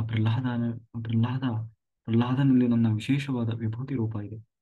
ಆತ ಗರ್ಭದಲ್ಲಿ ಇದ್ದಾಗಲೇ ದೇವರ್ಷಿ ನಾರದರ ಮೂಲಕ ಅಧ್ಯಾತ್ಮ ಉಪದೇಶ ಪಡೆದಂತಹ ಮಹಾ ಮಹಾ ಭಗವಂತನ ಆ ಭಕ್ತನಾಗಿದ್ದ. ಹಾಗಾಗಿ ಈತ ತನ್ನ 5ನೇ ವಯಸ್ಸಿನಲ್ಲೇ ದೇವರನ್ನ ಸಾಕ್ಷಾತ್ಕಾರ ಮಾಡಿಕೊಂಡಂತಹ ಮಹಾತ್ಮ. ಹಾಗಾಗಿ ದೈತ್ಯರಲ್ಲಿ ಸರ್ವಶ್ರೇಷ್ಠನಾದವನು ಯಾರು ಅಂತಂದ್ರೆ ಪ್ರಹ್ಲಾದ. ಯಾಕೆಂದ್ರೆ ಅವನಲ್ಲಿ ನನ್ನ ವಿಶೇಷ ವಿಭೂತಿ ರೂಪ ಅಂದ್ರೆ ಸನ್ನಿಧಾನ ಇದೆ. ಕಾಲಹ ಕಲಯಥಾಂ ಅಹಂ ಅಂದ್ರೆ ಜಗತ್ತಿನಲ್ಲಿ ಅನಾದಿ ಅನಂತ ಕಾಲದಲ್ಲಿ ನಡೆಯತಕ್ಕ ಪ್ರತಿಯೊಂದು ಹುಟ್ಟು ಸಾವು ಪೂರ್ವ ನಿಶ್ಚಿತ. ಇದನ್ನ ಬದಲಿಸಲು ಯಾರಿಂದಲೂ ಸಾಧ್ಯ ಇಲ್ಲ. ಇಲ್ಲಿ ಕಾಲ ಎನ್ನುವ ಪದ ಲೆಕ್ಕ, ಮೃತ್ಯು, ಶಿವ, ದುರ್ಗೆ, ಕಾಲಾಗ್ನಿ ಇತ್ಯಾದಿ ಅನೇಕ ಅರ್ಥವನ್ನು ಕೊಡ್ತದೆ. ಇದೆಲ್ಲದರಲ್ಲೂ ಇರುವಂತಹದ್ದು ನನ್ನ ವಿಶೇಷ ರೂಪ, ವಿಶೇಷ ವಿಭೂತಿ ರೂಪ. ವಿಭೂತಿ ಅಂದ್ರೆ ಅದೇ ಸನ್ನಿಧಾನ. ಅಂದ್ರೆ ಕಾಲವನ್ನು ನಿಯಂತ್ರಣ ಮಾಡುವವನು ನಾನೇ ಆಗಿದ್ದೇನೆ. ಕಾಲ ಅಂದ್ರೆ ಎಲ್ಲಿ ಯಾವಾಗ ಏನಾಗಬೇಕು ಅನ್ನುವುದು ಪೂರ್ವ ನಿಯೋಜಿತ, ನಾನೇ ನಿರ್ಧಾರ ಮಾಡಿದ್ದೇನೆ. ಯಾಕೆಂದ್ರೆ ಆ ಕಾಲದಲ್ಲಿ ನಾನು ಇದ್ದೇನೆ. ನನ್ನ ವಿಶೇಷ ವಿಭೂತಿ ರೂಪ ಇದೆ ಅಂತ ಹೇಳ್ತಾ ಕೃಷ್ಣ ಮುಂದೆ ಹೇಳ್ತಾ ಇದ್ದಾರೆ. ಪವನಃ ಪವತಾಮಸ್ಮಿ. ಪವನ ಎನ್ನುವ ಪದದ ಅರ್ಥ ಪ್ರಸಿದ್ಧವಾದ ಅರ್ಥ ಅಂದ್ರೆ ಗಾಳಿ ಅಥವಾ ವಾಯುದೇವರು. ಆಕಾಶದಲ್ಲಿ ಸಂಚರಿಸುವಂತಹ ಶಕ್ತಿಗಳಲ್ಲೆಲ್ಲ ದೊಡ್ಡ ವಿಭೂತಿ ಯಾವುದು ಅಂತಂದ್ರೆ ವಾಯು. ನಮ್ಮ ಜೀವವನ್ನು ನಿಯಂತ್ರಿಸ್ತಕ್ಕಂತಹ ಪ್ರಾಣವಾಯು ಅದು ವಾಯುದೇವರ ವಿಶೇಷ. ಹಾಗಾಗಿ ಎಲ್ಲಿವರೆಗೆ ಪ್ರಾಣ ಉಸಿರಾಡ್ತಾ ಇರ್ತದೆ ಆವಾಗ ಈ ದೇಹಕ್ಕೆ ಒಂದು ಬೆಲೆ ಇರ್ತದೆ. ಇಲ್ಲ ಅಂದ್ರೆ ಮುಟ್ಲಿಕ್ಕೂ ಕೂಡ ಅನ್ಸುತ್ತಾರೆ. ಈಗ ಅವ್ರು ಎಂತಹ ದೊಡ್ಡ ಶ್ರೇಷ್ಠರೇ ಆಗಿರ್ಲಿ, ಎಂತಹ ದೊಡ್ಡ ಗುರುವಾಗಲಿ, ಯಾರೇ ಆಗಿರ್ಲಿ, ಎಲ್ಲಿಯವರೆಗೆ ಅವರನ್ನ ಏನಂತ ಗೌರವಿಸ್ತಾರೆ ಅಂತಂದ್ರೆ ಆ ದೇಹದಲ್ಲಿ ಎಲ್ಲಿಯವರೆಗೆ ಪ್ರಾಣವಾಯು ಹರಿತಾ ಇರ್ತದೆ ಅಲ್ಲಿಯವರೆಗೆ. ಆಮೇಲೆ ಅದು ಏನಂತೀವಿ ಶವ ಅಷ್ಟೇ. ಅಂದ್ರೆ ಹಾಗೆ ಪ್ರಾಣವಾಯು ಇರುವವೇ ಕೈ ಹೋದ್ರೂ ಮುಟ್ತಾರೆ, ಕಾಲು ಬಿದ್ದು ಹೋದ್ರೂ ಮುಟ್ತಾರೆ, ಕಣ್ಣು ಹೋದ್ರು, ಕಿವಿ ಹೋದ್ರು, ಮೂಗು ಹೋದ್ರು, ಯಾವ್ದು ಹೋದ್ರು ಕೂಡ ಅವರನ್ನ ಆ, ತಿರಸ್ಕಾರ ಅಥವಾ ಏನಂತೀವಿ ಕೀಳಾಗಿ ನೋಡಲ್ಲ. ಅಂದ್ರೆ ಅದು ವೇಸ್ಟ್ ಅಂತ ನೋಡಲ್ಲ. ಅವ್ರು ಇನ್ನೂ ಇದ್ದಾರೆ ಅಂತಾನೆ ಗುರುತಿಸ್ತಾರೆ. ಯಾವಾಗ ಪ್ರಾಣವಾಯು ನಿಂತು ಹೋಗ್ತದೆ ಆಗ ಅದು ಏನಂತೀವಿ, ಜಡವಾಗಿ ಬಿಡ್ತದೆ, ಏನಕ್ಕೂ ಬಾರದ ವಸ್ತು. ಇದಕ್ಕೆ ಪುರಂದರದಾಸರು ಹೇಳೋದು ಏನಂದ್ರೆ, ಹಿತ್ತಾಲ ಕಸಕ್ಕಿಂತ ಅತ್ತತ್ತ ಇದೆ ಈ ದೇಹ ಹೊತ್ತುಕೊಂಡು ಇದು ಬಿಸುಕುವರು ಅಂತೇಳಿ, ಅಗ್ನಿಯಲ್ಲಿ ಬಿಸಾಡುವರು ಅಂತೇಳಿ. ಅಂದ್ರೆ ನಮ್ಮ ಮನೆಯಲ್ಲಿ ಇರುವಂತ ಒಂದಿಷ್ಟು ಕಸವನ್ನು ಕೂಡ ನಾವು ವೇಸ್ಟ್ ಅಂತ ಬಿಸಾಕಲ್ಲ. ಅದರಿಂದನೂ ಮತ್ತೆ ರೀಸೈಕಲ್ ಮಾಡ್ತಾರೆ. ಹಸಿ ಕಸ, ಬಿಸಿ ಕಸ ಅಂತ ಹೇಳಿ ಮತ್ತೆ ಸಪರೇಟ್ ಮಾಡ್ತಾರೆ, ಗೊಬ್ಬರ ಮಾಡ್ತಾರೆ, ತಗೊಂಡು ಹೋಗಿ ಕಸದಿಂದ ರಸ ಅಂತ ತೆಗಿತಾರೆ. ಆದ್ರೆ ಈ ದೇಹವನ್ನ ಹಂಗ್ ಮಾಡಲ್ಲ. ಹೋಗಿ ಹೋಗಿ ಅಗ್ನಿಯಲ್ಲಿ ಬಿಸಾಕ್ತಾರೆ. ಆ ಕಸಕ್ಕಿರುವ ಬೆಲೆಯೂ ಕೂಡ ಈ ದೇಹಕ್ಕೆ ಕೊಡಲ್ಲ. ಹ್ಮ್ ಆ, ಹಾಗಾಗಿ ನಾರಾಯಣ ನಾಮ ನೆರೆ ಬಾಹುದಲ್ಲದೆ ಯಾರೋ ಸಂಗಡ ಬಾಹುರಿಲ್ಲ ಅಂತ ಹೇಳಿ ಪುರಂದರದಾಸರು ಹೇಳ್ತಾರಲ್ಲ. ಹಾಗೆ ಆ ಕಸಕ್ಕಿಂತಲೂ ಕಡೆಯಾಗಿ ಕಾಣ್ತಾರೆ ಯಾವಾಗ ಅಂತಂದ್ರೆ ಈ ಪ್ರಾಣವಾಯು ಅನ್ನೋದು ನಿಂತು ಹೋದ ಮೇಲೆ. ಹಾಗಾಗಿ ಆ ಪ್ರಾಣವಾಯುವಿಗೆ ಅಷ್ಟು ಶಕ್ತಿ ಇದೆ, ವಿಶೇಷ ಸನ್ನಿಧಾನ. ಪ್ರಾಣದೇವರು ಆಗ ಯಾಕೆ ಆ ವಿಶೇಷ ಶಕ್ತಿ ಅಂತಂದ್ರೆ ಅಂದ್ರೆ ತತ್ವಾಭಿಮಾನಿ ದೇವತೆಗಳ. ಆ ನಾನು ಏನು ಪವನಃ ಅನ್ನುವ ರೂಪದಿಂದ ಆ ಪವನದಲ್ಲಿ ನಾನು ಸನ್ನಿಹಿತನಾಗಿದ್ದೇನೆ. ಹಾಗಾಗಿ ನಾನಿದ್ದೇನೆ ಅಂತ ಹೇಳ್ತಾ, ಇನ್ನು ಆಯುಧಗಳಲ್ಲಿ ಹಿಡಿದು ಹೋರಾಡಬಲ್ಲಂತಹ ವೀರಾದಿ ವೀರರಲ್ಲಿ ಯಾರು ಶ್ರೇಷ್ಠರು ಅಂತಂದ್ರೆ ಭಗವಂತ ಹೇಳ್ತಾ ಇದ್ದಾನೆ, ಶ್ರೀರಾಮಚಂದ್ರ. ಆ ಶ್ರೀರಾಮಚಂದ್ರ ನಾನಾಗಿದ್ದೇನೆ. ಶ್ರೀರಾಮಚಂದ್ರನಿಗಿಂತಲೂ ಆಯುಧವನ್ನ ಹಿಡಿದು ಹೋರಾಡಬಲ್ಲಂತಹ ವೀರಾದಿ ವೀರ ಇನ್ನೊಬ್ಬನಿಲ್ಲ. ಯಾಕೆಂದ್ರೆ ಅವನು ಮಾತ್ರ ಇರ್ಲಿಕ್ಕೆ ಸಾಧ್ಯ. ಹಾಗಾಗಿ ಒಂದು ಬಾರಿ ರಾಮ ಬಾಣ ತೊಟ್ಟ ಅಂದ್ರೆ ರಾಮ ಬಾಣ ಅಂತಾನೆ ಪ್ರಸಿದ್ಧ ಅಲ್ವಾ. ಇವತ್ತಿನವರೆಗೂ ಕೋದಂಡಪಾಣಿ ಶಸ್ತ್ರಾಸ್ತ್ರಗಳನ್ನು ಸಂಪೂರ್ಣವಾಗಿ ಬಳಕೆ ಮಾಡಿ ಶತ್ರುಗಳನ್ನು ನಿಗ್ರಹ ಮಾಡಿದ ಅವತಾರ ಅಂದ್ರೆ ಅದು ರಾಮ ಅವತಾರ. ದೈವತ್ವವನ್ನ ಪ್ರಯೋಗ ಮಾಡದೆ ಕೇವಲ ಶಸ್ತ್ರದಿಂದ ಶತ್ರು ನಿಗ್ರಹ ಮಾಡಿದವನು ಕೋದಂಡಪಾಣಿ ಶ್ರೀರಾಮಚಂದ್ರ. ಅವನಲ್ಲಿ ನಾನು ವಿಶೇಷವಾಗಿ ಸನ್ನಿಹಿತನಾಗಿದ್ದೇನೆ. ನದಿಗಳಲ್ಲಿ ಗಂಗೆ, ನಾನು ಶ್ರೇಷ್ಠನಾಗಿದ್ದೇನೆ. ಗಂಗೆ, ಆ ನದಿಗೆ ಸರಿಸಾಟಿಯಾದ ಔಷಧ ಇನ್ನೊಂದಿಲ್ಲ. ಗಂಗೆಯಲ್ಲಿ ಮಿಂದ್ರೆ ನಾವು ಬರೀ ಆ ಮೈ ದೇಹದ ಕೊಳೆ ಮಾತ್ರ ಅಲ್ಲ, ಮಲಿನ ಆಗುವುದು ಮಾತ್ರ ಅಲ್ಲ, ಕರ್ಮಗಳು ಕಳೀತದೆ. ನೀರು ಶೇಖರಿಸಿಟ್ರೆ ಎಂದೂ ಕೆಡದಂತಹ ನೀರು ಗಂಗೆ. ಗಂಗೆಗೆ ಈ ಮಹಾನ್ ಶಕ್ತಿಯನ್ನು ಕೊಟ್ಟಂತಹ ಭಗವಂತ ವಿಭೂತಿ ನಾಮಕನಾಗಿ ಜಾಹ್ನವಿ, ಜನ್ನು ಅಂದ್ರೆ ಅನ್ನುವ ಹೆಸರಿನಿಂದ ನಾನು ಅಲ್ಲಿ ವಿಶೇಷವಾಗಿ ಸನ್ನಿಹಿತನಾಗಿದ್ದೇನೆ. ಹಾಗಾಗಿ ಆ ಗಂಗೆಯಲ್ಲಿ, ನದಿಗಳಲ್ಲಿ ನಾನು ಗಂಗೆ ಅತ್ಯಂತ ಶ್ರೇಷ್ಠನಾಗಿದ್ದೇನೆ. ಜಲದಲ್ಲಿ ಪ್ರಪಂಚದಲ್ಲಿರುವ ಪ್ರತಿಯೊಂದು ವಸ್ತುವಿನಲ್ಲೂ ಭಗವಂತನ ವಿಭೂತಿ ಅಡಗಿದೆ. ನಮಗೆ ಮೇಲ್ನೋಟಕ್ಕೆ ವ್ಯರ್ಥವಾಗಿ ಕಾಣುವ ವಸ್ತುವಿನಲ್ಲೂ ಕೂಡ ಇನ್ನೊಂದು ವಸ್ತುವಿನಲ್ಲಿರದ ಒಂದು ವಿಶೇಷ ಗುಣ ಭಗವಂತ ಅದರಲ್ಲಿ ಇಟ್ಟಿದ್ದಾನೆ. ಆದ್ದರಿಂದ ಒಂದು ಹುಲ್ಲು ಕಡ್ಡಿಯಿಂದ ಹಿಡಿದು ಚತುರ್ಮುಖನವರೆಗೂ ಕೂಡ ಬ್ರಹ್ಮನವರೆಗೆ, ಚತುರ್ಮುಖ ಬ್ರಹ್ಮನವರೆಗೆ ಎಲ್ಲವೂ ಭಗವಂತನ ವಿಭೂತಿ ರೂಪವೇ. ಇಲ್ಲಿ ಕೃಷ್ಣ ಕೇವಲ ಆ ಗುಂಪಿನಲ್ಲಿರುವಂತಹ ಒಂದು ವಿಶಿಷ್ಟ ರೂಪವನ್ನು ಮಾತ್ರ ಹೇಳ್ತಾ ಇದ್ದಾನೆ. ಯಾಕೆಂದ್ರೆ ಅರ್ಜುನ ಕೇಳಿದ ಅಲ್ವಾ, ಎಲ್ಲೆಲ್ಲಿ ಇದ್ದೀನಿ ನೀನು ಹೌದು, ಆದ್ರೆ ನನಗೆ ಗುರುತಿಸುವ ಹಾಗೆ ಇಂತಿಂತಲ್ಲಿ ದೇವರು ವಿಶೇಷವಾಗಿದ್ದಾನೆ ಅಂತಂದ್ರೆ ಅದನ್ನ ನಾನು ಗುರುತಿಸ್ಬೋದಪ್ಪ ಅಂತ ಕೇಳಿದಕ್ಕೆ ದೇವರು ಆಯಾ ವರ್ಗಗಳಲ್ಲಿ ಯಾವುದರಲ್ಲಿ ನಾನು ವಿಶೇಷವಾಗಿ ನಿಂತಿದ್ದೇನೆ ಅನ್ನುವುದನ್ನ ಹೇಳ್ತಾ ಹೋದ. ಹಾಗೆ ಜೀವ ಹುಟ್ಟುವ ಮೊದಲು ಇದ್ದವ, ಜೀವದ ಜೀವದ ಇರುವಿಗೆ ಕಾರಣನಾದವ, ಕೊನೆಗೆ ಸಂಹಾರ ಶಕ್ತಿಯಾಗಿ ನಿಲ್ಲುವವನು ಕೂಡ ಭಗವಂತನೇ ಆಗಿದ್ದಾನೆ. ಹೀಗೆ ಹುಟ್ಟುವಾಗ, ಇರುವಾಗ, ಅಂತ್ಯದಲ್ಲೂ ಕೂಡ ನಾನಿದ್ದೇನೆ ಪ್ರತಿಯೊಂದರಲ್ಲೂ. ಹಾಗಾಗಿ ದೇವರು ಆ ಅನ್ನುವ ಅಕ್ಷರದಲ್ಲಿ ಓಂಕಾರವನ್ನ ಹೇಳಿದ. ಓಂಕಾರದ ನಂತರ ಎಲ್ಲ ಅಕ್ಷರಗಳು ಬರ್ತದಲ್ಲ, 51 ಅಕ್ಷರ. ಅದರಲ್ಲಿ ಮೊದಲನೇ ಅಕ್ಷರ ಅನ್ನುವ ಅಕ್ಷರದಲ್ಲಿ ನಾನು ವಿಶೇಷವಾಗಿ ಸನ್ನಿಹಿತನಾಗಿದ್ದೇನೆ. ಅಂದ್ರೆ ಅಲ್ಲ. ಅಲ್ಲ ಅಂದ್ರೆ ಏನು? ಭಗವಂತ ನಮಗೆ ಕಣ್ಣಿಗೆ ಕಾಣುವ ಯಾವ ವಸ್ತುವೂ ಅವನಲ್ಲ, ಅಥವಾ ನಮ್ಮ ಊಹೆಗೆ ಸಿಗುವವನೂ ಅಲ್ಲ. ಹಾಗಾಗಿ ಅವನು ಅಲ್ಲನಾಗಿದ್ದಾನೆ. ಇಂತಹ ಭಗವಂತ ಆ ಅವನಲ್ಲಿ ಇಲ್ಲ, ಇಲ್ಲವೂ ಹೌದು. ಯಾಕೆ ಇಲ್ಲ? ಅವನಲ್ಲಿ ಯಾವ ದೋಷವೂ ಇಲ್ಲ. ಅಲ್ಲ, ಯಾವುದೂ ಅಲ್ಲ. ಹಾಗಾಗಿ ದೇವರು ಆಗಿದ್ದಾನೆ. ಅನ್ನುವ ವಿಶೇಷವಾಗಿ ಅನ್ನುವ ರೂಪದಲ್ಲಿ ನಿಂತಿದ್ದಾನೆ. ಸರ್ವಗುಣ ಪರಿಪೂರ್ಣನಾದವನು, ಸರ್ವ ವಿಲಕ್ಷಣ, ಸರ್ವ ದೋಷ ವಿವರ್ಜಿತನಾದವರು, ಸರ್ವ ಗುಣಪೂರ್ಣನಾದಂತಹ ಭಗವಂತ ಅಕಾರದಿಂದ ತುಂಬಿದ್ದಾನೆ ಅಂತ ಹೇಳ್ತಾ, ಭಗವಂತ ಪ್ರಳಯ ಕಾಲದಲ್ಲಿ ಎಲ್ಲವನ್ನ ಕಬಳಿಸುವ ಮೃತ್ಯು ದೇವತೆ ಕೂಡ ಹೌದು. ಪ್ರಳಯ ಕಾಲ ನಂತರ ಸೃಷ್ಟಿಯನ್ನ ಪುನಃ ನಿರ್ಮಾಣ ಮಾಡುವವನು ಕೂಡ ಅವನೇ. ಸ್ತ್ರೀ ರೂಪದಲ್ಲಿನ ತನ್ನ ವಿಭೂತಿಯನ್ನ ಹೇಳುತ್ತ ಕೃಷ್ಣ ಇಲ್ಲಿ ವಿಶೇಷವಾಗಿ ಹೇಳ್ತಾ ಇದೆ ನೋಡು. ಲಕ್ಷ್ಮಿ, ಸರಸ್ವತಿ. ಲಕ್ಷ್ಮಿ ಯಾರು? ಭಗವಂತನ ಪತ್ನಿ. ಪ್ರಕೃತಿ ಮಾತೆ ಸರಸ್ವತಿ ಯಾರು? ಬ್ರಹ್ಮದೇವರ ಪತ್ನಿ. ಭಾರತೀ ದೇವಿ ಯಾರು? ವಾಯುದೇವರ ಪತ್ನಿ. ಇವರಲ್ಲಿ ಈ ಮೂರು ಜನರಲ್ಲಿ ನನ್ನ ವಿಶೇಷವಾದ ವಿಭೂತಿ ರೂಪ ಇದೆ. ಕೀರ್ತಿ, ಅದೃಷ್ಟ, ಒಳ್ಳೆ ವಾಕ್ ಚಾತುರ್ಯ, ಸ್ಮರಣಶಕ್ತಿ, ಬುದ್ಧಿಶಕ್ತಿ, ದೃಢತೆ, ತಾಳ್ಮೆ, ಇವುಗಳ ಅಭಿಮಾನಿ ದೇವತೆಯರು. ಮುಖ್ಯವಾಗಿ ಅದೇ ಲಕ್ಷ್ಮಿ, ಸರಸ್ವತಿ, ಭಾರತೀಯರು. ಇವರಲ್ಲಿ ಯಾಕೆ? ಇವರಲ್ಲಿ ಸ್ತ್ರೀ ರೂಪದಿಂದ ವಿಭೂತಿಯಾಗಿ ನಾನು ಅವರಲ್ಲಿ ವಿಶೇಷವಾಗಿ ಸನ್ನಿಹಿತನಾಗಿದ್ದೇನೆ. ಹಾಗಾಗಿ ಅವರಲ್ಲಿ ಅಂತಹ ಒಂದು ಶ್ರೇಷ್ಠತೆ ಇದೆ ಅಂತ ಹೇಳಿದ. ಕೌರವ ಪಾಂಡವರ ನಡುವೆ ಯುದ್ಧವಾಗಲು ಕಾರಣವಾದದ್ದು ಯಾವುದು? ದ್ಯೂತ, ಅಂದ್ರೆ ಪಗಡೆಯಾಟ. ಮೋಸಗಾರಿಕೆಯಲ್ಲಿ ಅತ್ಯಂತ ಶ್ರೇಷ್ಠವಾದ ಕಲೆ ಯಾವುದು ಅಂತಂದ್ರೆ ಅದು ದ್ಯೂತ ಅಂತ. ಜೂಜು ಅಂದ್ರೆ ಜೂಜಿನಲ್ಲಿ ಯಾವುದು ಅಂತಂದ್ರೆ ದ್ಯೂತ, ಪಗಡೆಯಾಟ. ಆ ಪಗಡೆಯಾಟ ನಾನಾಗಿದ್ದೇನೆ ದ್ಯೂತ ಅನ್ನುವ ಹೆಸರಿನಿಂದ. ನಾನು ವಿಶೇಷವಾಗಿ ಸನ್ನಿಹಿತನಾಗಿದ್ದೇನೆ ಅಂತ ಹೇಳ್ತಾ, ಇನ್ನು ಪಾಂಡವರು 5 ಜನ ಪಾಂಡವರಲ್ಲಿ ನಾನು ಯಾರು ಅದನ್ನು ಹೇಳ್ತಾ ಇದ್ದೆ ನೋಡು. ನೀವು 5 ಜನ ಪಾಂಡವರು ಇದ್ದೀರಲ್ಲ, ಇವರಲ್ಲಿ ನಾನು ಧನಂಜಯನಾಗಿದ್ದೇನೆ, ಅಂದ್ರೆ ಅರ್ಜುನನಾಗಿದ್ದೇನೆ ನಾನು. ಅರ್ಜುನನೊಳಗೆ ಕೃಷ್ಣನ ವಿಶೇಷ ಸನ್ನಿಧಾನ ಇದೆ. ಅಂದ್ರೆ ನರನಾರಾಯಣ ಅಂತೀವಲ್ಲ, ಆ ನರನಾರಾಯಣರಲ್ಲಿ ನಾರಾಯಣನೇ ಕೃಷ್ಣನಾಗಿ ಬಂದದ್ದು, ಇನ್ನು ನರನೇ ಅರ್ಜುನನಾಗಿ ಬಂದದ್ದು. ಅಂದ್ರೆ ಅವರಿಬ್ಬರು ಆ ಒಂದು ಸನ್ನಿಧಾನದಲ್ಲಿ ಬರ್ತಾರೆ. ಹಾಗಾಗಿ ಆ ಅರ್ಜುನನಲ್ಲಿ ಭಗವಂತನ ವಿಶೇಷ ಸನ್ನಿಧಾನ ಅಂದ್ರೆ ಆವೇಶ ಇತ್ತು ಆತನಲ್ಲಿ. ಭಗವಂತ ಧನಂಜಯ ಅನ್ನುವ ಹೆಸರಿನಿಂದ ತನ್ನ ಸನ್ನಿಹಿತನಾಗಿದ್ದ. ಧನಂಜಯ, ಧನ ಅಂದ್ರೆ ಜ್ಞಾನ, ಆ ಜ್ಞಾನವನ್ನ ತಿಳಿದವನು. ಅದಕ್ಕಾಗಿ ದೇವರು ಅವನಿಗೆ ಉಪದೇಶ ಮಾಡ್ತಾ ಇದ್ದಾನೆ, ತನಗೆ ತಾನೇ ಹೇಳ್ಕೊಳ್ತಾ ಇದ್ದಾನೆ. ಹಾಗೆ ಮುನಿಗಳಲ್ಲಿ ಸರ್ವಶ್ರೇಷ್ಠರಾದ ಯಾರು ಅಂತಂದ್ರೆ ವ್ಯಾಸ ಮುನಿ. ನಮಗೆಲ್ಲ ಮರೆತು ಹೋದಂತಹ ವೇದವನ್ನ ಪುನಃ ಜಗತ್ತಿಗೆ ಪರಿಚಯಿಸಿದಂತಹವರು, 18 ಮಹಾಪುರಾಣಗಳನ್ನು ಕೊಟ್ಟಂತವ್ರು. ಈಗ ಹೊಸದಾಗಿ ಇಲ್ಲದೆ ಇರುವುದನ್ನು ಬರೆದಿದ್ದಲ್ಲ, ಎಲ್ಲ ಜನ ಮರೆತು ಬಿಟ್ಟಿದ್ರು.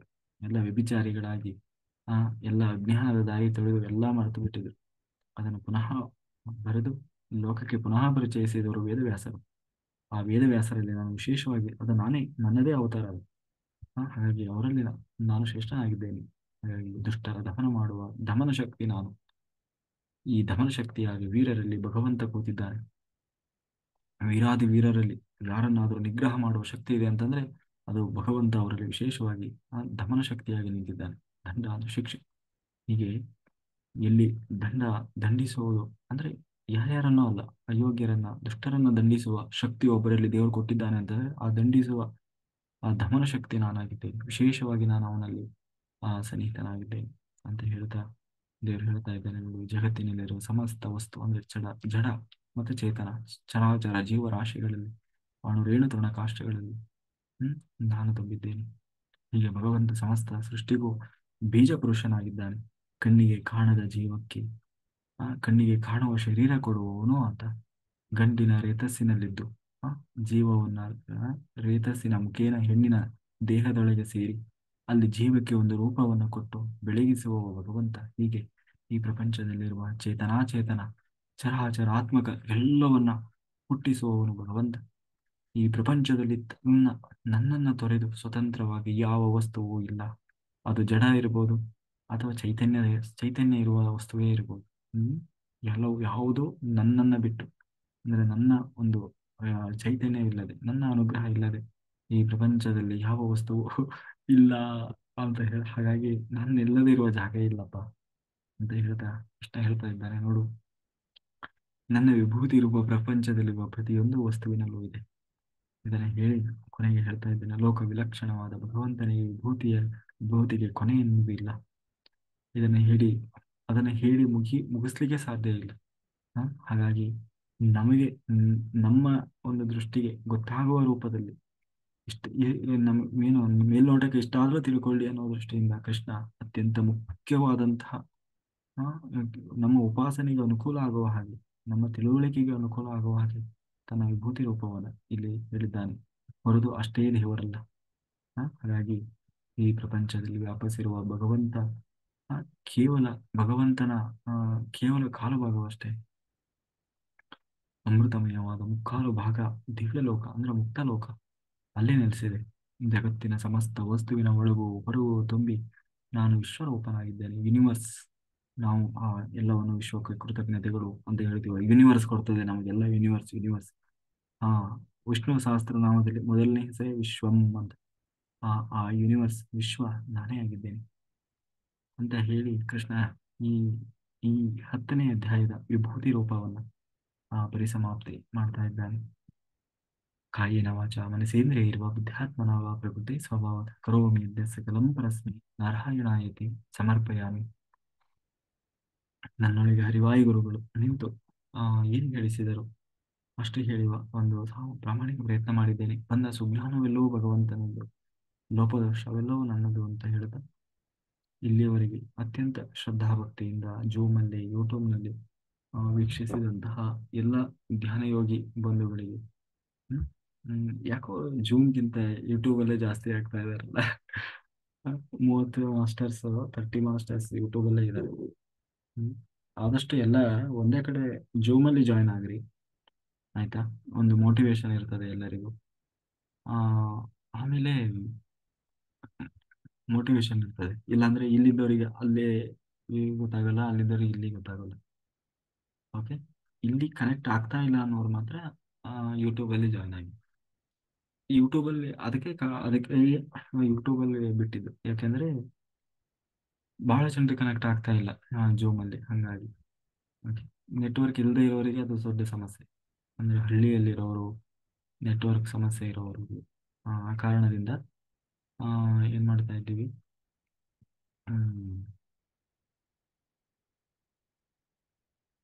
ಯೂಟ್ಯೂಬಲ್ಲೂ ಲೈವ್ ಕೊಡ್ತಾ ಇದ್ದೀವಿ. Okay, thank you thank you thank you thank you thank you thank you. ನಮ್ಮ ಸಂಗಮೇಶ್ ಜೈಲವರು ಇದ್ದಾರಾ? ಸಂಗಮೇಶ್ ಜಿ, ನಿಮ್ಮ ಇವತ್ತಿನ ಸಂದೇಶವೇನು? ಮಾಸ್ಟರ್ಸ್ ಯಾರಾದರೂ? ಪ್ರೇಮಲತಾ ಮೇಡಮ್, ನೀವು ಇವತ್ತು ಇದನ್ನು ಹೇಳ್ತೀವಿ ಅಂದಿಲ್ಲ ವಚನ.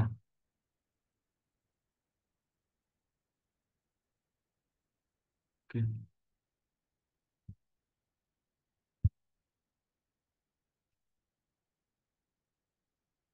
ಓಕೆ ಮಾಸ್ಟರ್ಸ್, ಯಾರಾದರೂ ಹೊಸಬ್ರು ಜಾಯ್ನ್ ಆಗಿದೆ, ಯಾರಾದರೂ ಮಾತಾಡೋರಿದ್ರೆ ಹ್ಯಾಂಡ್ ರೈಸ್ ಮಾಡಿ ಮಾತಾಡಿ. ಓಕೆ, ಹ್ಯಾಂಡ್ ರೈಸ್ ಮಾಡಿ ಮಾತಾಡಿ. ಏನಾದರೂ ಡೌಟ್ಸ್ ಇದ್ರೆ ಕೇಳಿ ಆಯ್ತಾ. ಆದಷ್ಟು ಜೋಮಲ್ಲಿ ಜಾಯ್ನ್ ಆಗಿ ಎಲ್ಲರೂ. ಇಲ್ಲಿ ಕನೆಕ್ಟ್ ಆಗಲ್ಲ ಅನ್ನೋರು ಯೂಟ್ಯೂಬಲ್ಲಿ ಜಾಯ್ನ್ ಆಗಿ ಆಯ್ತಾ, ತೊಂದರೆ ಇಲ್ಲ. ಆದರೂ ಎಲ್ಲರೂ ಬೆಳಗ್ಗೆವರೆಗೂ ಮಾಡಿ. ಆಮೇಲೆ ಇದು ಏನು ಅಂದರೆ ಎಲ್ಲರೂ ಚೇರ್ ಮೇಲೆ ಕೂತ್ಕೊಂಡು ಧ್ಯಾನ ಮಾಡಿ. ಯಾರಿಗಾದರೂ ತುಂಬ ಕಾಲು ದಪ್ಪ ಆಗೋದು ಈ ಥರ ಅಂತ ಅನಿಸಿದ್ರೆ ಅವ್ರು ಏನು ಮಾಡಿ ಅಂತಂದರೆ ಸ್ವಲ್ಪ ಹೊತ್ತು ನಿಮಗೆ ಅವೇರ್ನೆಸ್ ಇರುವಾಗ ಕೆಳಗಡೆ ಕಾಲು ಮಡಚಿ ಕೆಳಗಡೆ ಕೂತ್ಕೊಳ್ಳಿ. ನಿಮಗೆ ಯಾಕೋ ನಿದ್ದೆ ಬರ್ತಾ ಇದೆ ಅನ್ನುವಾಗ ಚೇರ್ ಮೇಲೆ ಕೂತ್ಕೊಂಡು ಧ್ಯಾನ ಮಾಡಿ ಆಯ್ತಾ. ಆಮೇಲೆ ದೊಡ್ಡ ಪ್ರಾಬ್ಲಮ್ ಏನಂದ್ರೆ ಕೆಲವರು ಹೇಳ್ತಿದ್ದಾರೆ ನನಗೆ ಕೂರಕ್ ಆಗ್ತಾ ಇಲ್ಲ.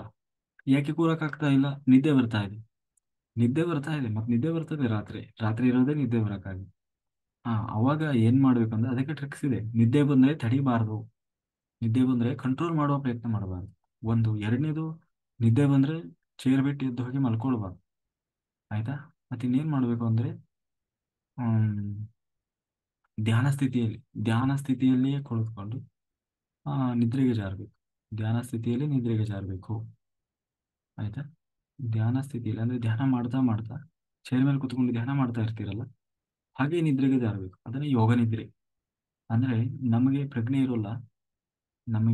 ಇರೋಲ್ಲ ಆದ್ರೆ ನಮ್ಮ ಆತ್ಮ ಅಥವಾ ನಮ್ಮ ದೇಹ ಧ್ಯಾನ ಸ್ಥಿತಿಯಲ್ಲಿ ಧ್ಯಾನ ಮಾಡ್ತಾ ಇರ್ತದೆ.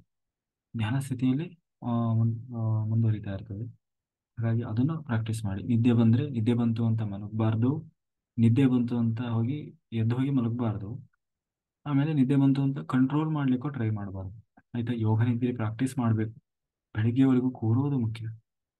ಯಾರು ಆಮೇಲೆ ಅವೇರ್ನೆಸ್ ಕ್ರಿಯೇಟ್ ಮಾಡ್ಲಿಕ್ಕೆ ಬೇರೆ ಬೇರೆ ಮೆಥಡ್ಸ್ ಇದಾವೆ. ಈಗ ನಾವೆಲ್ಲ ಇರ್ತೀವಿ ನೋಡ್ರಿ ಬೆಳಿಗ್ಗೆವರೆಗೂ. ಹಂಗೆ ಅದಕ್ಕೆಲ್ಲ ಮೆಥಡ್ಸ್ ಇದೆ ಬೇರೆ. ಅದು ಒಂದೇ ಸರಿ ಬರುವಂಥದ್ದಲ್ಲ ಆಯ್ತಾ. ನಿಧಾನವಾಗಿ ನಮ್ಮಲ್ಲಿ ಡೆವಲಪ್ ಆಗುವಂಥದ್ದು. ಹಾಗಾಗಿ ಅದು ನಿರಂತರ ಸಾಧನೆ ಬೇಕು. ಹಾಗಾಗಿ ಫಸ್ಟ್ ನೀವು ಕೂರೋದನ್ನ ಕಲೀರಿ, ಪ್ರಾಕ್ಟೀಸ್ ಮಾಡಿ ಬೆಳಿಗ್ಗೆವರೆಗೂ. ಸಾಕು, ಎಷ್ಟು ದಿನ ಮಲಗ್ತೀರಿ? ಏನು ಇಲ್ಲಿವರೆಗೂ ಮಲಗಿ ಮಲಗಿ ಮಲಗಿ ಏನು ಸಾಧಿಸಿದ್ದಾರೆ? ಹಾಸ್ಪಿಟ್ಲಿಗೆ ಹೋಗೋ ತಪ್ಪಲಿಲ್ಲ, ರೋಗ ಬಾಧೆ ತಪ್ಪಲಿಲ್ಲ, ಸಮಸ್ಯೆ ತಪ್ಪಲಿಲ್ಲ, ಯಾವುದು ತಪ್ಪಲಿಲ್ಲ. ಹೋಗಿ ಇನ್ನಾದರೂ ಎದ್ದೇಳೋಣ. ಎದ್ದೇಳಿ ಗುರಿ ಮುಟ್ಟುವವರೆಗೂ ನಿಲ್ಲದಿರಿ ಸ್ವಾಮಿ ವಿವೇಕಾನಂದರು ಅವತ್ತೇ ಹೇಳಿ ಪಾಪ ಅವರು ಹ್ಮ್ ಬೆನ್ನು ನೋವು ಶುರುವಾಗಿದೆ, ಏನ್ ಮಾಡೋದು? ಕ್ಲೆನ್ಸಿಂಗ್ ಆಗ್ತಾ ಇರ್ತದೆ ಆಯ್ತಾ, ಬೆನ್ನು ನೋವು ಶುರುವಾಗ್ತದೆ, ಕೈ ನೋವು, ಕಾಲು ನೋವು, ಇದಕ್ಕಿದ್ದ ಹಾಗೇನೆ ಏನೇನೋ ನೋವುಗಳು ಬರ್ತದೆ. ಆ ಹಾಗಾಗಿ ಅದೆಲ್ಲ ಕ್ಲೆನ್ಸಿಂಗ್ ಮತ್ತೆ ಪುನಃ ಹೋಗ್ತದೆ. ಅದು ಬಂದಾಗ ಅದನ್ನ ಅಸೆಪ್ಟ್ ಮಾಡಿ. ನಾವು ಮೊದಲೇ ಹೇಳಿದ್ವಿ, ನಾವು ನಮ್ಮ ನಡೆಯೇ ಬೇರೆ ರೀತಿ ಇರಬೇಕು, ಡಿಫ್ರೆಂಟ್ ಆಗಿರ್ಬೇಕು. ಯಾರೋ ಸಾಮಾನ್ಯರದವರ ಹಾಗೆ ಇರಬಾರ್ದು. ಆಯ್ತಾ? ಹೇಗಿರ್ಬೇಕು ಅಂದ್ರೆ ಫುಲ್ಲು ಪಾಸಿಟಿವ್ ಆಗಿರ್ಬೇಕು. ಯಾವುದು ಕೂಡ ಇಲ್ಲಿವರೆಗೆ ಏನ್ ಕತೆ ಹೇಳಿದ್ದೆ ಅದನ್ನೇ ಅಲ್ಲ. ಹಾ ಯಾವುದು ಸುಮ್ಮನೆ ಗತಿಸ್ತಾ ಇಲ್ಲ. ಪ್ರತಿಯೊಂದರ ಹಿಂದೆ ಒಂದು ಕಾರಣ ಇದೆ. ಇವತ್ತು ನಮ್ಮಲ್ಲಿ ಏನೋ ಒಂದು ಬರ್ತಾ ಇದೆ ಅಂತಂದ್ರೆ ಅದು ಕರ್ಮ ಕಾರಣ ಇರ್ತದೆ. ಹ್ಮ್ ಅದು ಕ್ಲೆನ್ಸಿಂಗ್ ಆಗ್ತಾ ಇದೆ ಈಗ, ಅಂದ್ರೆ ಕ್ಲೀನಿಂಗ್ ಆಗ್ತಾ ಇರ್ತದೆ. ಅದನ್ನೇ ಕಾಯಾನುಪಾಸನ ಅಂತ ಕರೆಯೋದು. ನಾಡಿಮಿಂಡಲ ಶುದ್ಧೀಕರಣ, ಕಾಯಾನುಪಾಸನ ಅದು ಆಗ್ತಾ ಇರ್ತದೆ. ಅವಾಗ ಇರಿಟೇಷನ್ ಆಗ್ತದೆ. ಆ ಕುತ್ಕೊಳಕ್ಕಾಗಲ್ಲ, ಎದ್ದು ಹೋಗೋಣ ಅನ್ನಿಸ್ತದೆ. ಆಮೇಲೆ ಏನು ಬೇಡ ಅಂತ ಅನಿಸುತ್ತೆ. ಸಾಕಪ್ಪ ಸಾಕು ಅನಿಸ್ತದೆ. ಹಾಗಾದ್ರೂ ಕೂಡ ನಾವು ಬಿಡಬಾರ್ದು, ಮತ್ತೆ ಮತ್ತೆ ಪ್ರಯತ್ನ ಮಾಡ್ತಾ ಇರ್ಬೇಕು. ಅದೊಂದು ಸ್ವಲ್ಪ ಕ್ಲೀನಿಂಗ್ ಆಗೋವರೆಗೂ. ಆಮೇಲೆ ಹಂಗಾಗಲ್ಲ, ಆರಾಮ್ಸೆ ನೀವು ಎಷ್ಟೊತ್ತು ಹೋದ್ರು ಆ ಮತ್ತೆ ಇನ್ನೂ ಯಾರಾದ್ರೂ ಬಂದು ಎಬ್ಬಸ್ಬೇಕು ನೀವು. ಸಾಕು ಹೇಳೋ ಮೇಲೆ 7 ಗಂಟೆ ಆಯ್ತು, 8 ಗಂಟೆ ಆಯ್ತು ಅಂತ. ಹ್ಮ್ ಆ ಸ್ಥಿತಿಯಲ್ಲಿ ಕೊಡ್ತಾರೆ. ಹಾಗಾಗಿ ಮೊದಲು ಕೂರೋದು ಮುಖ್ಯ. ಹ್ಮ್ ಅದೆಲ್ಲ ಆಗುತ್ತೆ. ಆ, ತೊಂದ್ರೆ ಇಲ್ಲ, ಫೇಸ್ ಮಾಡಿ. ಅದಾಗಬೇಕು. ಅದು ಆಗ್ತಾ ಇದೆ, ಏನೋ ನಮ್ಮಲ್ಲಿ ಬದಲಾವಣೆ ಆಗ್ತಾ ಇದೆ, ಏನೋ ಚೇಂಜಸ್ ಆಗ್ತಾ ಇದೆ ಅಂತಂದ್ರೆ ಅದು ಕ್ಲೀನಿಂಗ್ ಆಗ್ತಾ ಇದೆ ಅಂತ ಅರ್ಥ. ಅದಾಗಲಿ. ಇಲ್ಲಾಂದ್ರೆ ಇಲ್ಲದೆ ಇರೋದು ಬರ್ಬೋದು ನಾವು. ಹ? ಆಮೇಲೆ ಅಸೆಟ್ ಮಾಡಿ. ಆ ಏನಾದ್ರೂ ನೋವು ಸ್ಟಾರ್ಟ್ ಆಯ್ತು ಅಂದ ತಕ್ಷಣ ಅದನ್ನ ಒಪ್ಕೋಬೇಕು. ಎಸ್, ಐ ಅಸೆಪ್ಟೆಡ್, ನಾನು ಏನೋ ಮಾಡಿದ್ದೀನಿ, ಅದಕ್ಕೆ ಅದು ಬಂದಿದೆ. ಅದು ಯಾಕೆ ಬಂದಿದೆ? ತಾನು ಕ್ಲೀನ್ ಆಗ್ಲಿಕ್ಕೆ ಬಂದಿದೆ, ಅದಕ್ಕೆ ಅದನ್ನ ಅಸೆಟ್ ಮಾಡಿ ಹೌದು ಅಂತ ಒಪ್ಕೋಬೇಕು. ಒಪ್ಕೊಂಡು ಆ ಅದಕ್ಕೆ ಸಾರಿ ಕೇಳಬೇಕು. ಅಂದ್ರೆ ನಾನು ಏನೋ ತಪ್ಪು ಮಾಡಿದ್ದೀನಿ, ಏನೋ ಕರ್ಮ ಇದೆ, ಆ ಕರ್ಮಕ್ಕಾಗಿ ಇದು ಬಂದಿದೆ. ಆಯ್ತಾ? ನೀನು ಬಂದಿದ್ದಕ್ಕೆ ನನಗೆ ಹಾರ್ಟ್ಲಿ ನಾನು ನಿನ್ನ ಏನಂತೀವಿ, ಸ್ವಾಗತ ಮಾಡ್ತೀನಿ ಅಂತ ಅದನ್ನ ನಾವು ವೆಲ್ಕಮ್ ಮಾಡಿ ಹಾರ್ಟ್ಲಿ. ಏನೇ ಪೇನ್ ಇರ್ಬೋದು, ನಮಗೆ ಇವತ್ತು ಏನೇ ಕಾಡ್ತಾ ಇರ್ಬೋದು, ಹಾ ಅದನ್ನ ಬಗ್ಗೆ ಅಯ್ಯೋ ನಂದು ಕಾಲು ನನ್ನ ಕೈ ಅಂತ ಒದ್ದಾಡಬಾರ್ದು. ಮತ್ತೆ ಅದಕ್ಕೆ ಫುಲ್ಲು ನಾವು ಅದ್ರ ಜೊತೆಗೆ ಕನೆಕ್ಟ್ ಆಗಬೇಕು, ಮಾತಾಡಬೇಕು, ಲವ್ ಎನರ್ಜಿ ಕೊಡಬೇಕು. ನೀನ್ ಏನೋ ಕರ್ಮ ಇದೆ ಬಂದಿದಿ, ಅದಕ್ಕೆ ನೀನ್ ಬಂದಿದ್ದಕ್ಕೆ ನನ್ಗೆ ಖುಷಿ ಇದೆ, ಸಂತೋಷ ಇದೆ. ಆಯ್ತಾ? ಬೇಗ, ಆದಷ್ಟು ಬೇಗ ನಿನ್ ಕೆಲಸ ಮುಗಿಸ್ಕೊಂಡು ಹೊರಟು ಹೋಗ್ಬಿಡು. ಆಯ್ತಾ? ಆ ಅಂತ ಹೇಳಿ ಅದಕ್ಕೆ ಥ್ಯಾಂಕ್ ಯು ಹೇಳಿ ಸಾರಿ ಕೇಳ್ಬೇಕು. ಏನೋ ನಾವು ಹಿಂದೆ ಏನೋ ತಪ್ಪು ಮಾಡಿದಕ್ಕೆ ಅದು ಬಂದಿದೆ ಅಲ್ವಾ, ಅದಕ್ಕೋಸ್ಕರ ಸಾರಿ. ಅಂದ್ರೆ ಯಾರಿಗಾದ್ರೂ ಸಾರಿ, ಯೂನಿವರ್ಸಿಗೆ ಎಲ್ಲರಿಗೂ ಸಾರಿ ಕೇಳಿ ಅದನ್ನ ಅಸೆಪ್ಟ್ ಮಾಡಿ. ಮತ್ತೆ ಅದಕ್ಕೆ ನಾವು ಲವ್ ಎನರ್ಜಿ ಕೊಡಬೇಕು. ಆ ಕಾಲು ನೋವಾಗ್ತಾ ಇರ್ತದಲ್ಲ, ಅವಾಗ ನಾವ್ ಏನ್ ಪ್ರೇಯರ್ ಮಾಡ್ಬೇಕು? ಅಯ್ಯೋ ಅಪ್ಪ ಅಮ್ಮ ಅಂತಲ್ಲ, ಆ ಕಾಲು ಪೇನ್ ಆಗ್ತಾ ಇದೆ ಅಂತ ಅನ್ನುವಾಗ ಆ ನನ್ನ ಕಾಲೆಲ್ಲ ಕ್ಲಿಯರ್ ಆಗಿದೆ, ಫುಲ್ ಏನು ಪೇನ್ ಇಲ್ಲ, ಬಂತು ಹೋಯ್ತು, ಹೋಗಿದ್ದಕ್ಕೆ ಧನ್ಯವಾದಗಳು ಅಂತ ಹೇಳಿ ಯೂನಿವರ್ಸ್ಗೆ ಮತ್ತೆ ಮತ್ತೆ ಮತ್ತೆ ಥ್ಯಾಂಕ್ ಯು ಹೇಳ್ತಾ ಇರಿ. ಕಾಲು ನೋವು ಹೋಯ್ತು ಹೋಯ್ತು, ಹೋಗಿದ್ದಕ್ಕೆ ಥ್ಯಾಂಕ್ ಯು ಧನ್ಯವಾದಗಳು. ಅದು ಇರ್ಲಿ ಅದು. ಆ ಹೋಯ್ತು ಅನ್ನೋದನ್ನ ನಿಮಗೆ ಮೊದ್ಲು ನಿಮ್ಮಲ್ಲಿ ಬರ್ಬೇಕು. ಯೂನಿವರ್ಸಿಗೆ ಥ್ಯಾಂಕ್ ಯು ಹೇಳಿ, ಮಾಸ್ಟರ್ಸಿಗೆಲ್ಲ ಥ್ಯಾಂಕ್ ಯು ಹೇಳಿ, ಹೋಯ್ತು ನಮ್ದು ಕಾಲು ಹೋಯ್ತು. ಬಹಳ ಬಡತನ ಇದೆಯಾ, ದೇವರೇ ನನಗೆ ಎಷ್ಟೊಂದು ದುಡ್ಡು ಕೊಟ್ಟಿದೆ, ಕೋಟಿ ಕೋಟಿ, ನನ್ನಷ್ಟು ಶ್ರೀಮಂತ ಯಾರೂ ಇಲ್ಲ, thank you thank you thank you ಅಂತ ಯೂನಿವರ್ಸಿಗೆ ಪಾಸಿಟಿವ್ ಎನರ್ಜಿ ಹಾಕಿ. ನನಗೆ ತಲೆಗೆ ವಿದ್ಯೆ ಹತ್ತುತ್ತಾ ಇಲ್ಲ, ಅಯ್ಯೋ ನನ್ನಷ್ಟು ಬುದ್ಧಿವಂತ ಯಾರು ಇಲ್ಲ, ದೇವರೇ ಎಷ್ಟೊಂದು ಬುದ್ಧಿ ಕೊಟ್ಟಿದ್ದಿ ನನಗೆ, ಎಷ್ಟು ವಿದ್ಯೆ ಇದೆ ನನಗೆ ಅಂತ ಹೇಳಿ thank you thank you thank you ಯೂನಿವರ್ಸಿಗೆ ಪಾಸಿಟಿವ್ ಎನರ್ಜಿ ಹಾಕಿ. ಹೇಳ್ತಾ ಹೇಳ್ತಾ ಹೇಳ್ತಾ ಯದ್ಭಾವಂ ತದ್ಭವಸಿ. ನಾವು ಏನು ಹೇಳ್ತೀವೋ, ಏನು ಮಾಡ್ತೀವಿ, ಏನು ಬಯಸ್ತೀವೋ ಅದೇ ನಾವು ಆಗ್ತೀವಿ. ಅದು ನಿರಂತರವಾಗಿ ಆಗ್ತಾ ಆಗ್ತಾ ಆಗ್ತಾ ಅದೇ ಸತ್ಯ ಆಗ್ತದೆ. ಇದು ಯೂನಿವರ್ಸಲ್ ಲಾ, ಇದೇ ರಹಸ್ಯ, ಇದು ಸತ್ಯ. ಆ ಇದನ್ನ ಬಿಟ್ಟು ನಾವು ಬೇರೆ ಮಾಡ್ತಾ ಇದ್ವಿ ಉಲ್ಟಾ. ಬರೀ ಆ ಹಾಗೆ ಹಾಗೆ ಮಾಡಿ ನನಗೆ ಅದಿಲ್ಲ ಇದಿಲ್ಲ, ಇಲ್ಲ ಇಲ್ಲ ಅಲ್ಲ ಅನ್ನೋದು ಬರಬಾರ್ದು. ನಿಮ್ಗೆ ಏನೇನು ಆಸೆ ಇದೆ, ಏನೇನು ಬೇಕಾಗಿದೆ ಅದೆಲ್ಲ ದೇವರು ನನಗೆ ಈಗಾಗಲೇ ಕೊಟ್ಟು ಬಿಟ್ಟಿದ್ದಾನೆ ಅಂತ ಹೇಳಿ ಆ ದೇವರಿಗೆ ಕೃತಜ್ಞತೆ ಹೇಳ್ತಾ ಇರ್ಬೇಕು. ಕುಂತಾಗ, ನಿಂತಾಗ, ಬಂದಾಗ, ಯಾವ್ದ್ರ ಮೇಲೆ ಆಸೆ ಇದೆ. ಆ ಮದುವೆ ಆಗ್ಬೇಕಾ, ದೇವ್ರೆ ಎಂತ ಒಳ್ಳೆ ಹುಡುಗನ್ ಕೊಟ್ಟೆ, thank you thank you thank you ಹೇಳಿ ಎಂತ ಒಳ್ಳೆ ಹುಡುಗಿ ಕೊಟ್ಟೆ ಅಂತ ಹೇಳಿ ಥ್ಯಾಂಕ್ ಯು ಥ್ಯಾಂಕ್ ಯು. ಮಕ್ಕಳಿಲ್ವಾ, ದೇವ್ರೆ ಎಷ್ಟು ಒಳ್ಳೆ ಮಕ್ಕಳನ್ನ ಕೊಟ್ಟಿದ್ವಿ, ಎಂತ ಮಹಾತ್ಮರು ಬಂದಿದ್ದಾರೆ, ಮಕ್ಕಳಾಗಿ ಬಂದಿದ್ದಾರೆ, thank you thank you thank you thank you ಅಂತ ಹೇಳಿ ಅದು ಬಿಟ್ಟು 3 ಹೊತ್ತು ಕೊರಗೋದಲ್ಲ. ಹೀಗೆ ಹೇಳ್ತಾ ಇದ್ರೆ ದೇವರು ಬಹಳ ಕರುಣಾಮಯಿ ಅವನು. ನೋಡ್ತಾನೆ ನೋಡ್ತಾನೆ ನೋಡ್ತಾನೆ, ನಾನು ಏನೂ ಕೊಟ್ಟಿಲ್ಲ, ನನ್ನ ಇಷ್ಟೊಂದು ಸ್ಮರಿಸ್ತಾನಲ್ಲ ಇವನು ಅಂತ ಹೇಳಿ ತಥಾಸ್ತು ಅಂತಾನೆ. ಅರ್ಥ ಆಯ್ತಲ್ಲ? ಹಾ. ಅಂದ್ರೆ ಆ ಎನರ್ಜಿ, ನಮ್ಮ ಥಾಟ್ಸಿಗೆ ಅಷ್ಟು ಶಕ್ತಿ ಇದೆ. ಹಾ.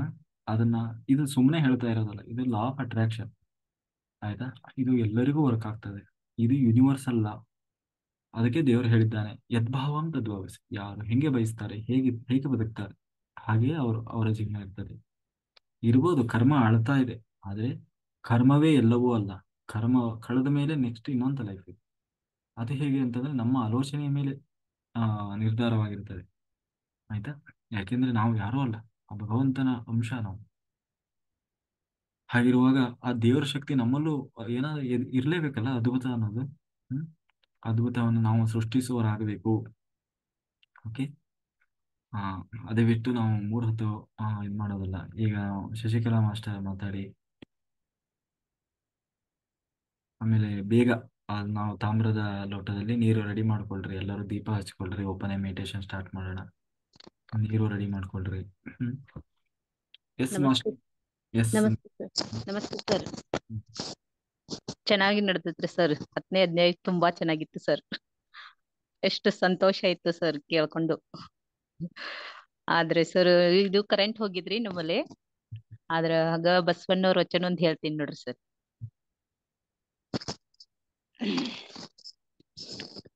ದೇವಲೋಕ ಮೃತ್ಯುಲೋಕ ಎಂಬುದು ಬೇರೆ ಕಾಣಿರು. ಸತ್ಯವ ನುಡಿಯುವುದೇ ದೇವಲೋಕ, ಮಿಥ್ಯವ ನುಡಿಯುವುದೇ ಮೃತ್ಯುಲೋಕ. ಆಚಾರವೇ ಸ್ವರ್ಗ, ಅನಾಚಾರವೇ ನರಕ. ಕೂಡಲ ಸಂಗಮ ದೇವ ನೀವೇ ಪ್ರಮಾಣ ಅಂತ ಬಸವಣ್ಣವರು ಹೇಳಿದ್ರು. ಅದರ ಅರ್ಥ, ಈ ಈ ವಚನದಲ್ಲಿ ದೇವಲೋಕ, ಮೃತ್ಯುಲೋಕ, ಸ್ವರ್ಗಲೋಕ, ನರಕಗಳ ಬಗ್ಗೆ ಮಾತಿನ ಆಧಾರವಿದೆ. ಆಧಾರದಿಂದ ಹೊಸ ವ್ಯಾಖ್ಯಾನ ನೀಡಿದ್ದಾರೆ ಬಸವಣ್ಣವರು. ದೇವಲೋಕ ದೇವಲೋಕ, ಸ್ವರ್ಗಲೋಕ ಆಕಾಶದಲ್ಲಿ ಮೇಲೆ ಎಲ್ಲಿಯೂ ಇದೆ ಎಂದು ತಿಳಿಯಬಾರದು. ದೇವಲೋಕವೆಂದರೆ ಸತ್ಯವೇ ಹೇಳುವುದು, ಸುಳ್ಳನ್ನು ಹೇಳುವುದು ಮಾನವ ಲೋಕ. ಸದಾಚಾರವೇ ಸ್ವರ್ಗ, ದುರಾಚಾರವೇ ನರಕ ಲೋಕವು. ಇದಕ್ಕೆ ಕೂಡಲ ಸಂಗಮ ದೇವ ನೀವೇ ಪ್ರಮಾಣ ಎಂದಿದ್ದಾರೆ ಬಸವಣ್ಣವರು ಅಂತ. ಆಯ್ತು ಸರ್, ಇಷ್ಟೇ ಮಾತು. ಚೆನ್ನಾಗಿ. ಹಾ ಹಾ. ಒಳ್ಳೆ ಓಕೆ ಸರ್. ದಿನ ದಿನ ಹೌದೌದ್ರಿ. ಆದ್ರೆ ಇವತ್ತು ಹೇಳ್ಬೇಕಂತ ಇದು ಅದರಿ. ಕರೆಂಟ್ ಒಂದು ಹೋಗ್ಯದ್ರಿ ಸರ್. ಈಗ ಯಾವಾಗಿದು ಆಫ್ ಆಕತ್ತೆ ಏನೋ ಗೊತ್ತಿಲ್ಲ ಅಂತಂದ್ ಅಷ್ಟೇ ಸ್ವಲ್ಪ ಸಂಕ್ಷಿಪ್ತವಾಗಿ ಮಾತನಾಡಿದ್ವಿ ಸರ್. Thank you sir. ಈಗ ಪ್ರೇಮಲತಾ ಮಾಸ್ಟರ್ ಹೇಳ್ತಾರೆ. ಸರ್ ಯೋಗ ನಿದ್ರೆ ಗೊತ್ತಾಗ್ಬಿಟ್ಟಿದೆ ನೀವು. ಗೊತ್ತಾಯ್ತು. ಬಸವಣ್ಣವ್ರದೊಂದು ವಚನ ಹೇಳ್ತೀನಿ. ಬೇವಿನ ಬೀಜವ ಬಿತ್ತಿ ಬೆಲ್ಲದ ಕಟ್ಟೆಯ ಕಟ್ಟಿ ಆಕಳ ಹಾಲನ್ನೆರೆದರೆ ಜೇನುತುಪ್ಪ ಒಯ್ದೆಡೆ ಸಿಹಿಯಾಗಬಲ್ಲದೆ, ಕಹಿಯಾಗುವುದಲ್ಲದೆ ಶಿವಭಕ್ತರಲ್ಲದವರ ಕೊಡೆ ನಡೆಯಲಾಗದು ಕೂಡಲ ಸಂಗಮ ದೇವ. ಒಂದು ಅರ್ಥ ಆಯ್ತು ಅನ್ಸತ್ತೆ. ಇಲ್ಲ ಇಲ್ಲ, ಇನ್ನು ತಿಳಿಸಿ ಹೇಳ್ಬೇಕಿತ್ತು. ಬೇವಿನ ಬೀಜವ ಬಿತ್ತಿದ್ರೆ ಬೇವಿಂದು ಬೀಜ ಹಾಕಿದ್ರುನು, ಬೆಲ್ಲದ ಕಟ್ಟೆ ಕಟ್ಟಿದ್ರುನು, ಆಕಳ ಹಾಲು ಹಾಕಿದ್ರುನು ಕೂಡ ಜೇನುತುಪ್ಪ ಒಯ್ದಡನು ಸಿಹಿಯಾಗಬಲ್ಲದೆ. ಅದು ಬೇವಿನ ನಾವ್ ಏನ್ ಬೀಜ ಹಾಕಿರ್ತೀವಿ ಅದೇ ನಮ್ಗೆ ಅದು. ಮಾವಿನ ಬೀಜ ಹಾಕಿದ್ರೆ ಮಾವಿಂದು, ಬೇವಿಂದ ಹಾಕಿದ್ರೆ ಅದೇ. ಮತ್ತೆ ಅದು ಏನೇ ನಾವು ಹಾಕಿದ್ರುನು ಅದು ಕಹಿನೇ ಬರತ್ತೆ ಹೊರತು ಸಿಹಿ ಬರಲ್ಲ. ಶಿವಭಕ್ತನಲ್ಲವೇ ಸಂಗಮ ಕೂಡಲ ಸಂಗಮ ದೇವ. ಅಷ್ಟೇ. Very good. ಚಪ್ಪಾಳೆ ಪ್ರೇಮಲತಾ ಮೇಡಮ್ಗೆ, ಶಶಿಕಲಾ ಮಾಸ್ಟರ್ಗೆ ಚಪ್ಪಾಳೆ. ಆಧ್ಯಾತ್ಮದ ಅಂತಿಮ ಹಂತ ಸರ್, ಹಾ. ಅದ್ವೈತದ ಬಗ್ಗೆ ಹೇಳ್ತೀನಿ ಸರ್. ಕರ್ಮವು ತಾನಾಗಿಯೇ ಬಿದ್ದು ಹೋಗಬೇಕೆಂದು ಶ್ರೀರಾಮಕೃಷ್ಣರು ಹೇಳುತ್ತಿದ್ದರು. ಅವರು ಅದನ್ನು ಒಂದು ಉದಾಹರಣೆಯ ಮೂಲಕ ವಿವರಿಸಿದ್ದಾರೆ. ಒಂದು ಗಾಯವಾದರೆ ಅದು ವಾಸಿಯಾಗುವುದೇ, ಅದರ ಮೇಲೆ ಮೃತ ಜೀವಕೋಶಗಳ ಒಂದು ಪೊರೆ ಉಂಟಾಗುತ್ತದೆ. ಗಾಯ ಪೂರ್ತಿ ಗುಣವಾದ ಮೇಲೆ ಅದು ತಾನಾಗಿಯೇ ಬಿದ್ದು ಹೋಗುತ್ತದೆ. ಹಾಗೆಯೇ ಮನಸ್ಸು ಸಾಧನೆಯಲ್ಲಿ ಪಕ್ವವಾದ ಮೇಲೆ ಕರ್ಮ ತಾನಾಗಿಯೇ ಬಿದ್ದು ಹೋಗುತ್ತದೆ. ಬಲವಂತವಾಗಿ ಅದನ್ನು ತ್ಯಜಿಸಬಾರದು. ಅಷ್ಟೇ. ಅಷ್ಟೇ ಅಷ್ಟೇ. ಚೆನ್ನಾಗಿದೆ ಮೇಡಮ್. ಅವಾಗ ಪ್ರತಿಯೊಂದು ಡೈಲಿ ಇಂಥ ನಾನು ಸುಭಾಷಿತ ಹೇಳ್ತಾ ಇರಿ ಯಾವಾಗ ಅವಾಗ ಯಾವಾಗ. ಹೌದು. ಹ್ಮ್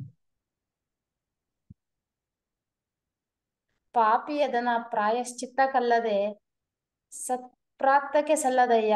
ನಾಯಿಯ ಹಾಲು ನಾಯಿಗಲ್ಲದೆ ಪಂಚಾಮೃತಕ್ಕೆ ಸಿಗದಲ್ಲ ಸಲ್ಲದಯ್ಯ. ನಮ್ಮ ಕೂಡಲ ಸಂಗಮ ದೇವ ಶರಣರಿಗಲ್ಲದೆ ಮಾಡುವ ಅರ್ಥ ವ್ಯರ್ಥ ಕಾಣಯ್ಯ. ನಂದು ಬುಕ್ ಇದೆ ಸರ್, ಬಸವಣ್ಣರು ತುಂಬಾ ಇದೆ. ಬಸವಣ್ಣರ ವಚನಗಳು ಸೂಪರ್. ತುಂಬಾನೇ ಇದೆ. ಬುಕ್ ಇಡೀ ಬುಕ್ ಇದೆ. ಡೈಲಿ ಒಂದೆರಡು ಹೇಳ್ತೀನಿ ಸರ್. ತುಂಬಾ ಹೇಳಿ. ಓಕೆ, ಚೆನ್ನಾಗಿ. ಓಕೆ ಮಾಸ್ಟರ್, ಮತ್ತೆ ಯಾರಾದ್ರೂ ಹೇಳೋರಿದ್ರೆ ಥ್ಯಾಂಕ್ ಯು ಹೇಳಿ. ಸರ್. ಓಕೆ ಮಾಸ್ಟರ್, ಇವಾಗ ನಾವು ನಾವು ಏನು ಕಮಾಂಡರು ಎಲ್ಲರೂ ಒಂದು ಇದರಲ್ಲಿ ತಾಮ್ರದ ಚೊಂಬು ಅಥವಾ ಗಿಂಡಿ ಅಥವಾ ಕಳಶ, ಅದರಲ್ಲಿ ಎಲ್ಲರೂ ನೀರಿಟ್ಟುಕೊಳ್ಳಿ ಮತ್ತೆ ಓಪನ್ ಆಗಿ ಮೆಡಿಟೇಷನ್ ಸಂಕಲ್ಪ ಮಾಡಿ ನಾವು ಶುರು ಮಾಡೋಣ. ಬೆಳಗ್ಗೆವರೆಗೂ ಮಾಡಿ, ಯಾರು ಎಕ್ಸಿಟ್ ಆಗಬೇಡ್ರಿ. ನಿದ್ದೆ ಬಂದ್ರೆ ಆಮೇಲೆ ಇನ್ನೂ ಕೆಲವರು ಇದ್ದಾರೆ, ನಾವು ಧ್ಯಾನ ಮಾಡ್ತೀನಿ ಅಂತ ಯಾರು ಸಂಸಾರವನ್ನ ನೆಗ್ಲೆಕ್ಟ್ ಮಾಡಬಾರ್ದು, ಆಯ್ತಾ? ಸಂಸಾರದಲ್ಲಿ ನಿರ್ವಹಣೆ, ಯಾರು ಸಂಸಾರವನ್ನ ಬಿಟ್ಟು ಸಾಧನೆ ಮಾಡುವಂತ ಯಾರು ಹೇಳಿಲ್ಲ. ಹಾಗೆ ಯಾರಾದ್ರೂ ಮಾಡ್ತಾ ಇದ್ರೆ ಅದು ತಪ್ಪು.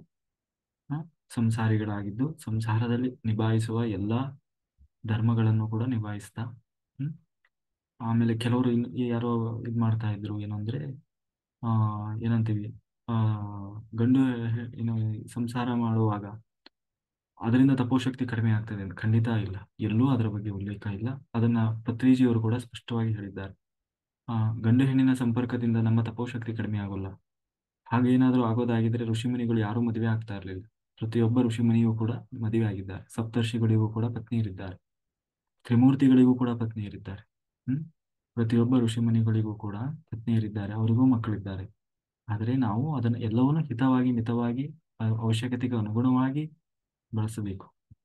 ಹಾಗಾಗಿ ಎಲ್ಲರೂ ಸಂಸಾರದಲ್ಲಿ ಸಂಸಾರಿಯಾಗಿದ್ದು ಎಲ್ಲಾ ರೀತಿಯ ಜವಾಬ್ದಾರಿಗಳನ್ನು ಕೂಡ ನಿಭಾಯಿಸಬೇಕು.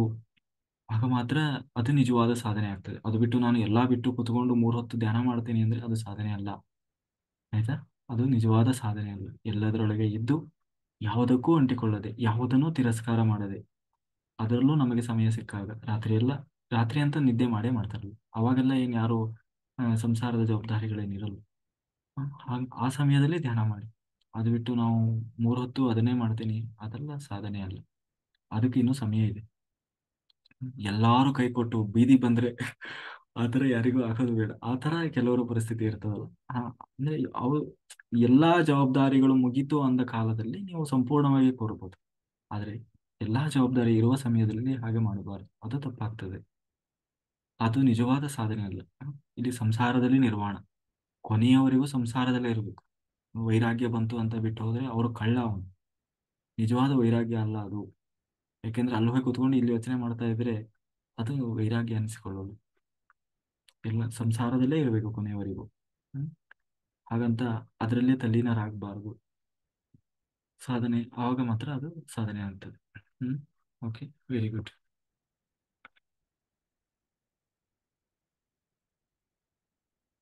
ಓಕೆ ಮಾಸ್ಟರ್ಸ್, ನಾವೀಗ ಸಂಕಲ್ಪ ಮಾಡೋಣ. ಸಂಕಲ್ಪ ಮಾಡಿ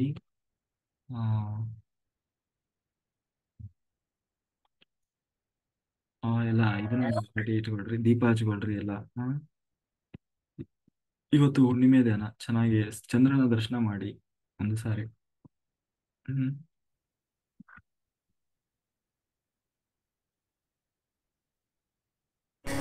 ಲೋಕ ಕಲ್ಯಾಣಕ್ಕಾಗಿ ಬಂದು ಸಂಕಲ್ಪ ಮಾಡೋಣ ಮಾಸ್ಟರ್ಸ್. ಬ್ರಹ್ಮರ್ಷಿ ಪಿತಾಮಹ ಸುಭಾಷ್ ಪತ್ರಿಜಿಯವರ ಮತ್ತು ಗ್ರ್ಯಾಂಡ್ ಮಾಸ್ಟರ್ ಪ್ರಬೋಧ್ ಅಚ್ಯುತ್ ಗುರುಗಳ